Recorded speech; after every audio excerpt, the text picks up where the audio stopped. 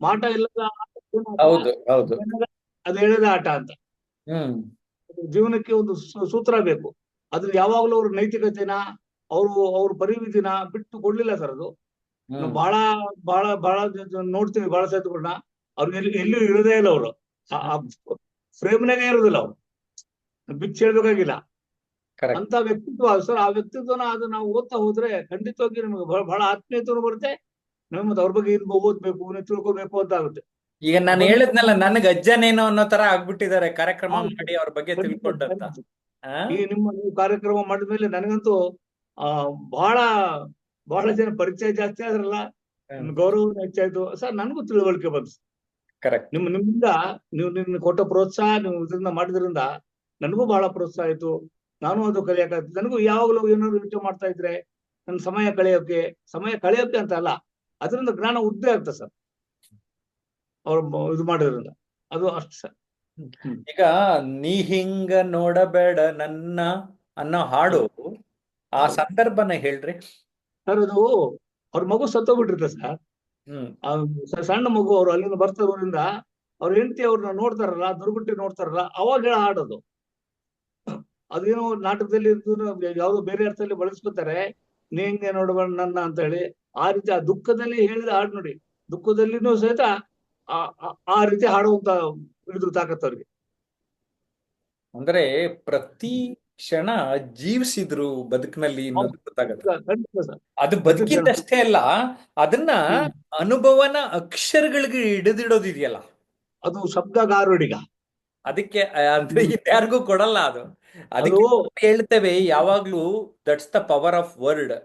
ಆ ಶಬ್ದ, ಪದ, ಆ ಪದಗಳ ಕಡೆಗೆ ಗಮನ ಕೊಟ್ಟು ಸರಿಯಾದ ಸಂದರ್ಭದಲ್ಲಿ ಸೂಕ್ತವಾದ ಪದವನ್ನ ಆರಿಸ್ಕೊಳ್ಳೋದಿದೆಯಲ್ಲ, ಅದು ತುಂಬಾ ಇಂಪಾರ್ಟೆಂಟ್. ಅದರಲ್ಲಿ ನಂಬರ್ ಒನ್ ನಮ್ಮ ಕನ್ನಡ ಆ, ಸಾಹಿತ್ಯದಲ್ಲಿ ಬೇಂದ್ರೆ ಅಂತ ಹೇಳ್ತಾನೆ. ತಾವೇನ್ ಹೇಳ್ತೀರಿ? ಅವ್ರ ಮಾತಿನಲ್ಲಿ ಹೇಳೋದಾದ್ರೆ, ಮುತ್ತನ್ನು ಬಿತ್ತಿ ಮುತ್ತನ್ನು ಬೆಳೆದೆ ಮಾತೆ ಅಂತಾರ ಅವರು. ಮುತ್ತನ್ನು ಬಿತ್ತಿ ಮುತ್ತನ್ನು ಬೆಳೆದೆ ಮಾತೆ ಅಂತಾರ ಅವರು. ಹ್ಮ್ ಅವ್ರು ಅದು ಎಲ್ಲಿ ಚಿತ್ತದಲ್ಲಿಯೂ ಮತ್ತು ಹ್ಮ್ ಎಲ್ಲೆಲ್ಲಿಯೂ. ಹ್ಮ್ ಬರೀ ಇದರಲ್ಲಿ ಅಂತ ಅಲ್ಲ, ಹ್ಮ್ ಎಲ್ಲೆಲ್ಲಿ ನಾನು ಏನು ಬಿತ್ತಿದ ಮುತ್ತು ಬಿತ್ತಿ ಮುತ್ತು ಬೆಳೆದ ನಾನು ಅಂತಾರೆ ಸರ್. ಆ ವಾ ಶಬ್ದದ ವಾ. ಬಳಕೆ, ಪ್ರಯೋಗ ಸರ್ ಅದು ಅವ್ರದ್ದು. ಏನ್ ಸರ್ ಹ್ಮ್. ಅದು ನಮ್ಗೆ ಅವರ ಎಲ್ಲ ಬದುಕನ್ನ ಅರ್ಥ ಮಾಡ್ಕೊಂಡಾಗ, ಅದು ಕುರುಡು ಕಾಂಚಾಣದಲ್ಲಿ ಹಣದ ಬಗ್ಗೆ ಹೇಳ್ತಾರೆ. ಹ್ಮ್ ಸರಿ, ಹೌದು ಸರ್. ನಾನು ಆಗ್ಲೇ ಹೇಳಿದಾಗೆ ಗಂಗಾವತರಣದಲ್ಲಿ ಆ, ಇಳಿದು ಬಾ ತಾಯೆ ಇಳಿದು ಬಾ ತಾಯೆ ಇಳಿದು ಬಾ, ಆ, ಆ ಪದಗಳು. ಇನ್ನು ನಾಲ್ಕು ತಂತಿಯಲ್ಲಿ ಆ ನಾಲ್ಕೇ ನಾಲ್ಕು ಸಾಲುಗಳು ಅವ್ರಿಗೆ ನಾನು ಜ್ಞಾನಪೀಠ ಪ್ರಶಸ್ತಿ ತಂದು ಕೊಡುತ್ತೆ. ಅದ್ರ ಬಗ್ಗೆ ಒಂದು ಚೂರು ಹೇಳ್ರಲ್ಲ. ನಾನು ನೀನು ಆನು ತಾನು ಅಂತ ಸರ್. ನಾನು ನೀನು ನಾಲ್ಕು ಆನು ತಾನು. ನಾನು ತಾನು ಅಷ್ಟೇ. ಹ, ನಾನಂದ್ರೆ ನಾನ್ ನಿಮಗೆ ಏನ್ ತೋರಿಸ್ತೀನಿ ಒಂದು ನಾನು, ಹ, ನಾನು ಏನಿದ್ದೀನಿ ಅದೊಂದು ನಾನು, ಹ್ಮ್ ನೀವು ನನ್ನ ಏನ್ ತಿಳ್ಕೊಂಡ್ರಿ ಅದೊಂದು ನಾನು, ಅವನ ಹುಟ್ಟಿದರಿಗೆ ತಿಳ್ಕೊಂಡ್ರೆ ಅದೊಂದು ನಾನು. ವಾ ವಾ. ನಾಲ್ಕು ನಾನು. ನಾನು ಏನ್ ನಿಮ್ಗೆ ತೋರಿಸ್ತಾ ಇದ್ದೀನಿ ಒಂದು ನಾನು, ನಾನು ಏನಿದ್ದೀನಿ ಅದು ಒಂದು ನಾನು, ಹ್ಮ್ ನೀವು ನನ್ನ ಏನ್ ತಿಳ್ಕೊಂಡಿರಿ ಅದು ಒಂದು ನಾನು, ಅದು ಅವನೇನ್ ತಿಳ್ಕೊಂಡಾನೆ ಅದು ಒಂದು ನಾನು. ಈ ಕವನಕ್ಕೇನೆ ಬೇಂದ್ರೆ ಅವರಿಗೆ ಜ್ಞಾನಪೀಠ ಪ್ರಶಸ್ತಿ ಬರೋದು. ನಾಲ್ಕು ತಂತಿ ಅಂದ್ರೆ ಹ್ಮ್. ಆ ಆ ಒಂದು ಕವನ ಆ, ಅಷ್ಟು ಮಾರ್ಮಿಕವಾಗಿದೆ. ಮತ್ತೆ ಕೆಲವೊಂದು ಮಾರ್ಮಿಕ ಸಂದೇಶವನ್ನ ನೀಡಿದ್ರು ನಮ್ ಬೇಂದ್ರೆ ಸ್ಪಷ್ಟವಾದ ಮಾತುಗಳಲ್ಲಿ, ಸರಳವಾದ ಮಾತುಗಳಲ್ಲಿ ಜಾಸ್ತಿ ಹೇಳ್ಬಿಟ್ರಲ್ವಾ ಸರ್? ಹೌದು ಸರ್. ಬಹಳ ಬಹಳ ಸರಳವಾಗಿ, ಹ್ಮ್ ಬಹಳ ಸರಳವಾಗಿ ಹೇಳ್ತಾರೆ ಅವ್ರು. ಯಾವ್ದನೋ ಈ ಹ, ಅರ್ಥ ಆಗದೇ ಭಾಷೆ ಇದು. ನಮ್ದು ಆಡು ಭಾಷೆ, ಹ್ಮ್ ಆಡು ಭಾಷೆಯಲ್ಲಿ ಹೇಳ್ತಾರೆ ಸರ್ ಏನ್ ಹೇಳಿದ್ರು. ಕರೆಕ್ಟ್. ಅದು ಅದನ್ನ ಓದಿದ್ರೆ ಇಮಿಡಿಯೇಟ್ಲಿ ಅದು ತಲೆ ಹೋಗ್ಬಿಡ್ಬೇಕು ಅದು. ಈಗ ಒಬ್ಬ ಕನ್ನಡ ಮಾಸ್ಟ್ರು ಆದ್ರೆ ತನ್ನ ಕೌಶಲ್ಯದಲ್ಲಿ ಪದಗಳ ಗಾರುಡಿಗ, ಶಬ್ದ ಗಾರುಡಿಗನಾಗಿ, ನಾವು ಇವತ್ತೂ ಅವ್ರು ಸತ್ತು ಎಷ್ಟೋ ವರ್ಷ ಆಗಿದೆ ನೆನೆಸ್ಕೋತಾ ಇದ್ದೀವಿ. ಆ, ಹೌದು ಸರ್. ಆ, ಈ ಒಬ್ಬ ಸಾಹಿತಿ, ಅತ್ಯುತ್ತಮವಾದ ಸಾಹಿತಿ ಆದರೆ, ಕವಿ ಆದರೆ ನಮ್ಮ ಹೌದು ಸರ್. ಜನ ಸ್ಮರಿಸ್ತಾರಲ್ವಾ ಸರ್? ಖಂಡಿತ ಸರ್. ನೀವು ಈಗಲ್ಲ ಬರೀ ಜನ ಇವಾಗಲ್ಲ ಸರ್, ಹ್ಮ್ ಇನ್ನು 500 ವರ್ಷ ಹೋದ್ರು ಈ ನಮ್ಮ ಏನು ದೊಡ್ಡ 8 ಜನ ಇದ್ರಲ್ಲ, ಹ್ಮ್ 1000 ವರ್ಷದ ಇತಿಹಾಸ ಬರ್ಬೇಕಾದ್ರೆ ಮತ್ತೆ ಎಲ್ಲರೂ ಸ್ಮರಿಸ್ತಾರೆ. ಈಗ ನಾವು ಅಂದ್ರೆ ನಾವು ಪಂಪ ರನ್ನ ಪಂಪ ಪಂಪ ಆ ತರ ಸಬ್ಬಿಸೋರ್ನ ಹೇಳ್ದಂಗೆ ಆ ಬೇಂದ್ರೆ ಆ ಸಾಲಿಗೆ ಸೇರ್ಕೊಂಡ್ಬಿಟ್ರಂತೀರಿ. ಹೌದು ಹೌದು ಓಕೆ. ಹೌದು ಸರ್. ಖಂಡಿತ. Very good. ನನಗೆ ಸಾಮಾನ್ಯವಾಗಿ ಒಂದು ಬೇರೆ ಕ್ಷೇತ್ರದ ಸಾಧಕರನ್ನ ಕರ್ಕೊಂಡ್ ಬರ್ತಾ ಇದ್ದೆ ಯೂಟ್ಯೂಬ್ ಲೈವ್ಗೆ. ಆದ್ರೆ ನಮ್ಮ ಆನ್ಲೈನ್ ಕ್ಲಾಸ್ ಸೀನಿಯರ್ ಸ್ಟೂಡೆಂಟೇ ಕರ್ಕೊಂಡ್ ಬಂದ್ಬಿಟ್ಟು ಬೇಂದ್ರೆ ಬಗ್ಗೆ ಹೇಳಿಸ್ತಾ ಇದ್ದೀನಲ್ಲ. ಆ, ಹೆಂಗಿದೆ ಇವತ್ತು ಇವತ್ತು ನೀವು ನಮ್ಗೆ ಗೆಸ್ಟ್ ನೀವು. Thank you sir. Kavirajamarga ಒಂದು ಬರೆದ್ರು ಅಂತ ಹಾ, ನಾವು 1000 ವರ್ಷ ಆದ್ರೂ ಈಗಲೂ ನೆನೆಸ್ತಾ ಇದೀವಲ್ಲ ಸರ್. ಹೌದು. ಒಂದೇ ಪುಸ್ತಕ ಹ್ಮ್ ಇವ್ರು ಬರ್ದಿರೋದು, ಎಷ್ಟು ಬರ್ದಾರೆ, ಏನ್ ಬರ್ದಾರೆ, ಏನ್ ಬಿಟ್ಟಾರೆ ಅದು. ಹ್ಮ್ ಅವ್ರು 1000 ಅಲ್ಲ, 2000 ವರ್ಷ ಹೋದ್ರು ಅವ್ರು ಆ ಸಾಲಿನಾಗ ಇದ್ದೇ ಇರ್ತಾರೆ. ಇವ್ರನ್ನ ಬಿಟ್ಟು ಈಗಿನ ಇತಿಹಾಸ ಬರೆಯಕ್ಕಾಗಲ್ಲ. Good good. ಕಲಂದರ್, ಆ, ತುಂಬಾ ಚೆನ್ನಾಗಿ ಮೆಂಟರಿಂಗ್ ಬಗ್ಗೆನೂ ಒಂದು ಕವನ 4 ಸಾಲ್ ಬರ್ದಿದ್ರಿ. ನನ್ನ ಪುಸ್ತಕದಲ್ಲಿ ಪ್ರಿಂಟ್ ಆಗಿದೆ ಅದು. ಸೊ ನೆಕ್ಸ್ಟ್ ಅದನ್ನ ಗಮನಿಸಿ. ಈಗ ನೀವು ನನ್ನ ಕೋರ್ಸಿಗೆ ಸೇರಿ 3-4 ವರ್ಷದ ಮೇಲಾಗಿತ್ತು. ಹೌದು ಸರ್, ಆಗಿದೆ. ಆಗ ಕೋವಿಡ್ ಟೈಮಲ್ಲಿ ಒಂಥರ ಏನ್ ಮನೇಲಿ ಒಬ್ಬರೇ ಇರ್ತೀವಿ ಅನ್ನೋ ತರ ಲಾಕ್ಡೌನ್ ಟೈಮಲ್ಲಿ ಜಾಯಿನ್ ಆದ್ರಿ. ಹೌದು ಸರ್. ನಮ್ಮ ಆನ್ಲೈನ್ ಕೋರ್ಸು ಆ ಟೈಮಲ್ಲಿ ನಿಮ್ಗೆ ಹೇಗೆ ಅನ್ನಿಸ್ತು? ನಾನು ಹೇಳ್ತೀನಲ್ಲ ಸರ್, ನಮ್ಮ ದಿಕ್ಕನ್ನೇ ಬದಲಾಯಿಸ್ಬಿಡ್ತದು. ನಮಗೆ ದಾರಿನೇ ತೋರ್ದಂಗಿತ್ತು ಸರ್. ನಮಗೆ ನೋಡಿ, ನನಗಂತೂ ಸ್ವಲ್ಪ ಕಣ್ಣು ಸ್ವಲ್ಪ ಮಂದಿ ಆಗ್ತಾ ಇತ್ತು. ಆಮೇಲೆ ನಮ್ಗೆ ಓದಕ್ ಬರ್ಲಿದಂಗಾಯ್ತು. ನಮ್ಗೆ ಬೇರೆ ಕಡೆ ಎಲ್ಲೂ ಹೊರಗಡೆ ಹೋಗಂಗಿಲ್ಲ, ಎಲ್ಲೂ ಬರಂಗಿಲ್ಲ. ನಮ್ ಜೀವನ ಎಲ್ಲೋ ಒಂದ್ ಕಡೆ ಸರ್ಕಲ್ನಾಗೆ, ಜೈಲ್ನಾಗ, ರಿಮಾಂಡ್ ಹೋಮ್ನಾಗ ಆಗ್ದಂಗಿತ್ತದು. ಓಕೆ. ನಿಮ್ ಜೊತೆ ಬಂದ್ಮೇಲೆ ಏನಾಯ್ತು ಅಂತ ಹೇಳಿದ್ರೆ, ಮತ್ತೆ ನಾವು ಬದುಕಿಗೆ ಬಂದ್ಬಿಟ್ವಿ. ಅನಿಸ್ಲೇ ಇಲ್ಲ ಅದು. ಇಲ್ಲ ನಾವು ಇದೆಲ್ಲ ಇಲ್ಲ, ಯಾಕಂದ್ರೆ ನೀವು ಏನಾದ್ರು ಎಕ್ಸರ್ಸೈಸ್ ಕೊಡ್ತೀರಿ, ಅದು ಮಾಡ್ರಿ, ಇದು ಬರೀರಿ, ಇದು ಓದ್ರಿ ಅಂತ ಏನಾದ್ರು ಮಾಡ್ಕೊಂಡು ಬಂದಿರ್ತೀವಿ ಮನ್ಯಾಗ ನಾವು. ಗುಡ್. ಅದಾದ್ಮೇಲೆ ಒಂದಿನ ನನ್ನ ಬರ್ತ್ಡೇ ದಿನ ಮೀಟ್ ಮಾಡೇ ಬಿಡೋಣ ಅಂತ ಹುಡುಕೊಂಡ್ ಬಂದ್ರಿ ಆನ್ಲೈನ್ ಅವರೆಲ್ಲ. ಒಂದು ಹೋಟೆಲ್ ಭೇಟಿ ಮಾಡಿದ್ವಿ. ಹೇಗ ಅನ್ನಿಸ್ತಾಗ? ಆನ್ಲೈನ್ ಅಲ್ಲೇ ನೋಡಿ ನೋಡಿ ಒಂದಿನ ನೇರ ನೋಡಿದಕ್ಕೆ ಏನ್ ಅನ್ನಿಸ್ತು? ಸರ್, ಅದು ಬಹಳ ದೊಡ್ಡ ಮಾತು ಅನಿಸ್ತದೆ. ಅದು ಮೆಂಟರ್ನ ಎದುರಿಗೆ ಭೇಟಿ ಆಗೋದು ಅಂದ್ರೆ ಅದು ಸ್ವಲ್ಪ ಸಣ್ಣ ಮಾತಲ್ಲ ಅದು. ಅದಕ್ಕೋಸ್ಕರ ನೀವು ನೋಡಕ್ ಬಂದಿದ್ದು ನಾವಿಲ್ಲಿ. Thank you. ಇಷ್ಟು ಪ್ರಭಾವ ಬೀರೋ ಆಸಕ್ತಿಯಿಂದ ಬಂದಿದ್ರು. ಆಸಕ್ತಿ ಮತ್ತು ಕುತೂಹಲ ಎರಡು. ಅದ್ ನನಗೆ ಈಗ್ಲೂ ನೆನಪಿದೆ. ಅವತ್ ನನ್ನ ಕೈಲಿ ಹೋಟ್ಲು ಬಿಲ್ಲು ಕೊಡ್ಸಿಲ್ಲ ಗೊತ್ತಾ? ಅವರು 10-15 ಜನ ಇದ್ರೆ ಅವರೇ ಕೊಟ್ಟಾರ ಅವತ್ತು. ನೋಡಿ ಹೆಂಗ್ ನೆನ್ಸ್ಕೊಂಡಿದೀವಿ ನಾವು. ಈಗ ನಮ್ಮ ಹೊಸಬ್ರು ಇದಾರಲ್ಲ, ಇವ್ರಿಗೆಲ್ಲ ಏನ್ ಕಿವಿ ಮಾತು ಹೇಳ್ತೀರಾ ನೀವು? ಏನಿಲ್ಲ ಸರ್, ನೀವು ಕೊಟ್ಟ ಏನು ಎಕ್ಸರ್ಸೈಸ್ ಕೊಡ್ತಿರಲ್ಲ, ಕರೆಕ್ಟ್ ಆಗಿ ಮಾಡ್ಬೇಕು. ಅದ್ರದ್ದು ಸ್ವಲ್ಪ ಅಧ್ಯಯನ ಮಾಡ್ಬೇಕು. 3 ನಿಮಿಷ ಮಾತಾಡೋದಾಗ್ಲಿ, 2 ನಿಮಿಷ ಮಾತಾಡೋದಾಗ್ಲಿ, ಸ್ವಲ್ಪ ಅದ ಒಂದು ಅರ್ಧ ಗಂಟೆ 1 ಗಂಟೆ ಚಿಂತನೆ ಮಾಡ್ಬೇಕು ಅದ್ರ ಬಗ್ಗೆ. ಅವಾಗ್ಲೇ ಅದು ರಸವತ್ತಾಗಿ ಬರುತ್ತೆ ಸರ್ ಅದು. ಓಕೆ, ಇನ್ನೊಂದ್ ಸ್ವಲ್ಪ ಹೊತ್ತು ನಮ್ ಜೊತೆ ಇರಿ. ನಮ್ ನೇತ್ರಾವತಿ ನಿಮ್ ಮಾತು ಕೇಳಿ ಅವ್ರಿಗೆ ಏನ್ ಅನ್ನಿಸ್ತು ಅಂತ ಕೇಳ್ತೇನೆ. ನಮಸ್ಕಾರ. ನಮಸ್ತೆ ಸರ್. ಕಳಂದರ್ ಸರ್ ಅವರು ಇಲ್ಲ, ತುಂಬಾ ಚೆನ್ನಾಗಿ ಎಲ್ಲಾ ಕಲ್ತಿದಾರೆ ಸರ್. ಅವರು ಮಾತಾಡೋದು ಅಂತ ತಮ್ದೇ ಒಂದು ಪ್ರೊಫೆಷನ್ ಇದ್ರೊಳಗಿದ್ರು ಈ ತರ ಒಬ್ರು ಬೇಂದ್ರೆ ಅವ್ರ ಬಗ್ಗೆ, ಒಬ್ಬ ಕವಿ ಬಗ್ಗೆ ಹೇಳಂದ್ರನು ಸಾಕವಾಗಿ ಅಂದ್ರ ಆಸಕ್ತಿ ಯಾವ ತರ ಅವ್ರನ್ನ ಈ ಮಟ್ಟಿ ತಂದದ ಅನ್ಲಕ್ಕ ಅವ್ರು ನೋಡಿದ್ರ ಗೊತ್ತಾಗ್ತದ ಸರ್. ಪ್ರತಿಯೊಂದು ಹಂತ ಅವ್ರು ಮಾತನಾಡುವ ಶೈಲಿ ಆಗಿರ್ಬೋದು, ತುಂಬಾ ಖುಷಿ ಅನಿಸ್ತದ ಸರ್ ಪ್ರತಿಯೊಂದು. Very good. ನಮ್ಮ ಮಂಜುನಾಥ್ ಹೊಸ್ದಾಗ್ ಸೇರಾರೆ ಕೋರ್ಸ್ಗೆ. Flower merchant, cloth merchant. Yes Manjunath, ನಮಸ್ತೆ ಸರ್. ಹೇಳಿ. ಕಲಂದರ್ ಸರ್, ತುಂಬಾ ಧನ್ಯವಾದಗಳು. ಉಪಯುಕ್ತ ಆಗತ್ತೆ. ಮತ್ತೆ ನಮಗೂ ಕೂಡ ಇನ್ನು ಬೇಂದ್ರೆ ಅವ್ರ ಬಗ್ಗೆ ತಿಳ್ಕೊಳ್ತಿದೀವಿ. ಇನ್ನು ಹೆಚ್ಚಾಗಿ ನಾವು ಕೂಡ ತಿಳ್ಕೊಳ್ಬೇಕು, ನಿಮ್ಮಂತೆ ನಾವು ಕೂಡ ಆಗ್ಬೇಕು ಅನ್ನೋ ಒಂದು ಹುಮ್ಮಸ್ಸು ಮತ್ತೆ ಒಂದು ಹುಮ್ಮಸ್ ಬರ್ತಿದೆ ಸರ್. ಮತ್ತೆ ಅದ್ರ ವಿಚಾರ ಇನ್ನೂ ಆಳವಾಗಿ ನಾವು ಕೂಡ ತಿಳ್ಕೊಂಡು ಮುಂದೆ ಅವರ ವಿಚಾರಗಳನ್ನ ನಾವು ಕೂಡ ಪಬ್ಲಿಕ್ ಅಲ್ಲಿ, ಜನಗಳಲ್ಲಿ ಹೇಳಲಿಕ್ಕೆ ನಾವು ಪ್ರಯತ್ನ ಮಾಡ್ತೀವಿ ಸರ್. ಖಂಡಿತವಾಗ್ಲು. Thank you sir. Anantha Krishna Mohan sir ನಮಸ್ಕಾರ. ಕಲೇಂದ್ರ ಸರ್ ನಮಸ್ಕಾರ. ನಿಮ್ಮನ್ನ ಬೇಂದ್ರೆ ಬಗ್ಗೆ ಕೇಳಿದಾಗ ನಿಮ್ಮಲ್ಲಿ ಬರೋಂತ ಎನರ್ಜಿ ನೋಡ್ತಾ ಇದ್ರಿಗಿನ ನೀವು ಮತ್ತೆ ಅವ್ರನ್ನ ನೆನ್ಸ್ಕೊಂಡು ನಮ್ಮ ಕನೆಕ್ಟ್ ಆದಂಗ ಆಯ್ತು ಅನ್ಸುತ್ತೆ. ನಿಮ್ಮ ಹತ್ರ ನೋಡ್ತಾ ಇದ್ರಿಗಿನ ಅವ್ರ ಬಗ್ಗೆ ನೀವ್ ಹೇಳ್ತಾ ಇರೋದ್ ನೋಡಿದ್ರೆ ಅವ್ರದ್ದು ಇನ್ನ ಅಷ್ಟು ಡೀಪ್ ಕಲಿಬೇಕಂತ ನಮ್ಗೂ ಇಷ್ಟ ಆಗ್ತಾ ಇದೆ ಸರ್ ನಿಮ್ ನೋಡಿದ್ಮೇಲೆ. Okay, S. ಅನಿತಾ ಮೇಡಮ್, ನಾವು ಹೊಸದಾಗಿ ಅಡ್ವೊಕೇಟ್ ಒಬ್ರು ಸೇರ್ಕೊಂಡಾರ ಈಗ ನಮ್ ಜೊತೆ. ಅನಿತಾ ಅವ್ರೆ, ನಮಸ್ತೆ ಸರ್. ಹೇಳಿ ಸರ್. ಹೇಗನ್ನಿಸ್ತು ಕಲಂದರ್, ನಮ್ಮ ಸೀನಿಯರ್ ಸ್ಟೂಡೆಂಟ್? ನಿಮ್ ಸ್ಟೂಡೆಂಟ್ ಅಂದ್ರೆ ಮೊದ್ಲೇ ಕೇಳ್ಬೇಕಾ ಸರ್? ಸೀನಿಯರ್ ಸ್ಟೂಡೆಂಟ್ ಬೇರೆ. ತುಂಬಾ ಚೆನ್ನಾಗಿತ್ತು, ತುಂಬಾ ಚೆನ್ನಾಗಿ ಹೇಳಿದ್ದಾರೆ. ಬೇಂದ್ರೆ ಅವರ ಬಗ್ಗೆ ಎಷ್ಟು ಮಾತಾಡಿದ್ರು ನಾವು ಗಂಟೆಗಳೆಲ್ಲ ದಿನಗಟ್ಲೆ ಟೈಮ್ ಕೊಟ್ರು ಮಾತಾಡ್ಬೋದು. ಅಷ್ಟಿದೆ ಮಾತಾಡಕ್ಕೆ ಅವ್ರ ಬಗ್ಗೆ. ಅಷ್ಟು ವಿಚಾರಗಳಿದೆ ಅವ್ರ ಬಗ್ಗೆ. ಒಂದು ಒಂದು ಅದ್ಭುತ ಮನುಷ್ಯ ಅಂತ ಹೇಳ್ಬೋದು, ಮಾನವ ಜೀವಿ ಅಂತ ಹೇಳ್ಬೋದು ದ.ರಾ ಬೇಂದ್ರೆ ಅವ್ರನ್ನ. ಅವ್ರ ಕೃತಿಗಳಿರ್ಬೋದು, ಅವರು ಅವ್ರದ್ದು ಪ್ರತಿಯೊಂದು ಅವರು ಭಾಷೆನ ವ್ಯಕ್ತಪಡಿಸ್ತಿದ್ದ ರೀತಿ, ಅವರು ಎಲ್ಲರಿಗೂ ಮನಗ್ ಮುಟ್ಬೇಕು ಅನ್ನೋ ತರ ಎಲ್ಲರಿಗೂ ಇಷ್ಟ ಆಗತ್ತಾರ. ನನಗ್ ಗೊತ್ತಿರೋ ಹಾಗೆ ಅವ್ರು ದ.ರಾ ಬೇಂದ್ರೆ ಇಷ್ಟ ಪಡದೇ ಇರೋರು ನಮ್ ಕರ್ನಾಟಕದಲ್ಲೇ ಯಾರು ಇಲ್ಲ ಅಂತ. ಗುಡ್. ಕಲಂದರ್ ಜಿ, ಈಗ ಎಲ್ಲರ ಮಾತುಗಳು ಕೇಳಿದ್ಮೇಲೆ ಬೇಂದ್ರೆ ಬಗ್ಗೆ ಇನ್ನೊಂಚೂರು ಏನ್ ಹೇಳೋಣ ಅನ್ಸುತ್ತೆ? ಇಲ್ಲ, ನನಗೆ ಬಹಳ ಸಂತೋಷ ಆಯ್ತು ಸರ್. ನೀವು ನನಗೆ ಇವತ್ತು ಬೆಳಿಗ್ಗೆ ಹೇಳಿದ್ರಿ ಸರ್, ಒಂದ್ 2-3 ದಿನ ಮುಂಚೆ ಹೇಳಿದ್ರೆ ಇನ್ನೂ ಸ್ವಲ್ಪ ಕಲೆ ಹಾಕೊಂಡ್ಬಿಡ್ತಿದ್ದೆ, ನೆನ್ಪು ಮಾಡ್ಕೊಂಡ್ಬಿಡ್ತಿದ್ದೆ. ಇರ್ಲಿ ಒಳ್ಳೇದಾಯ್ತು.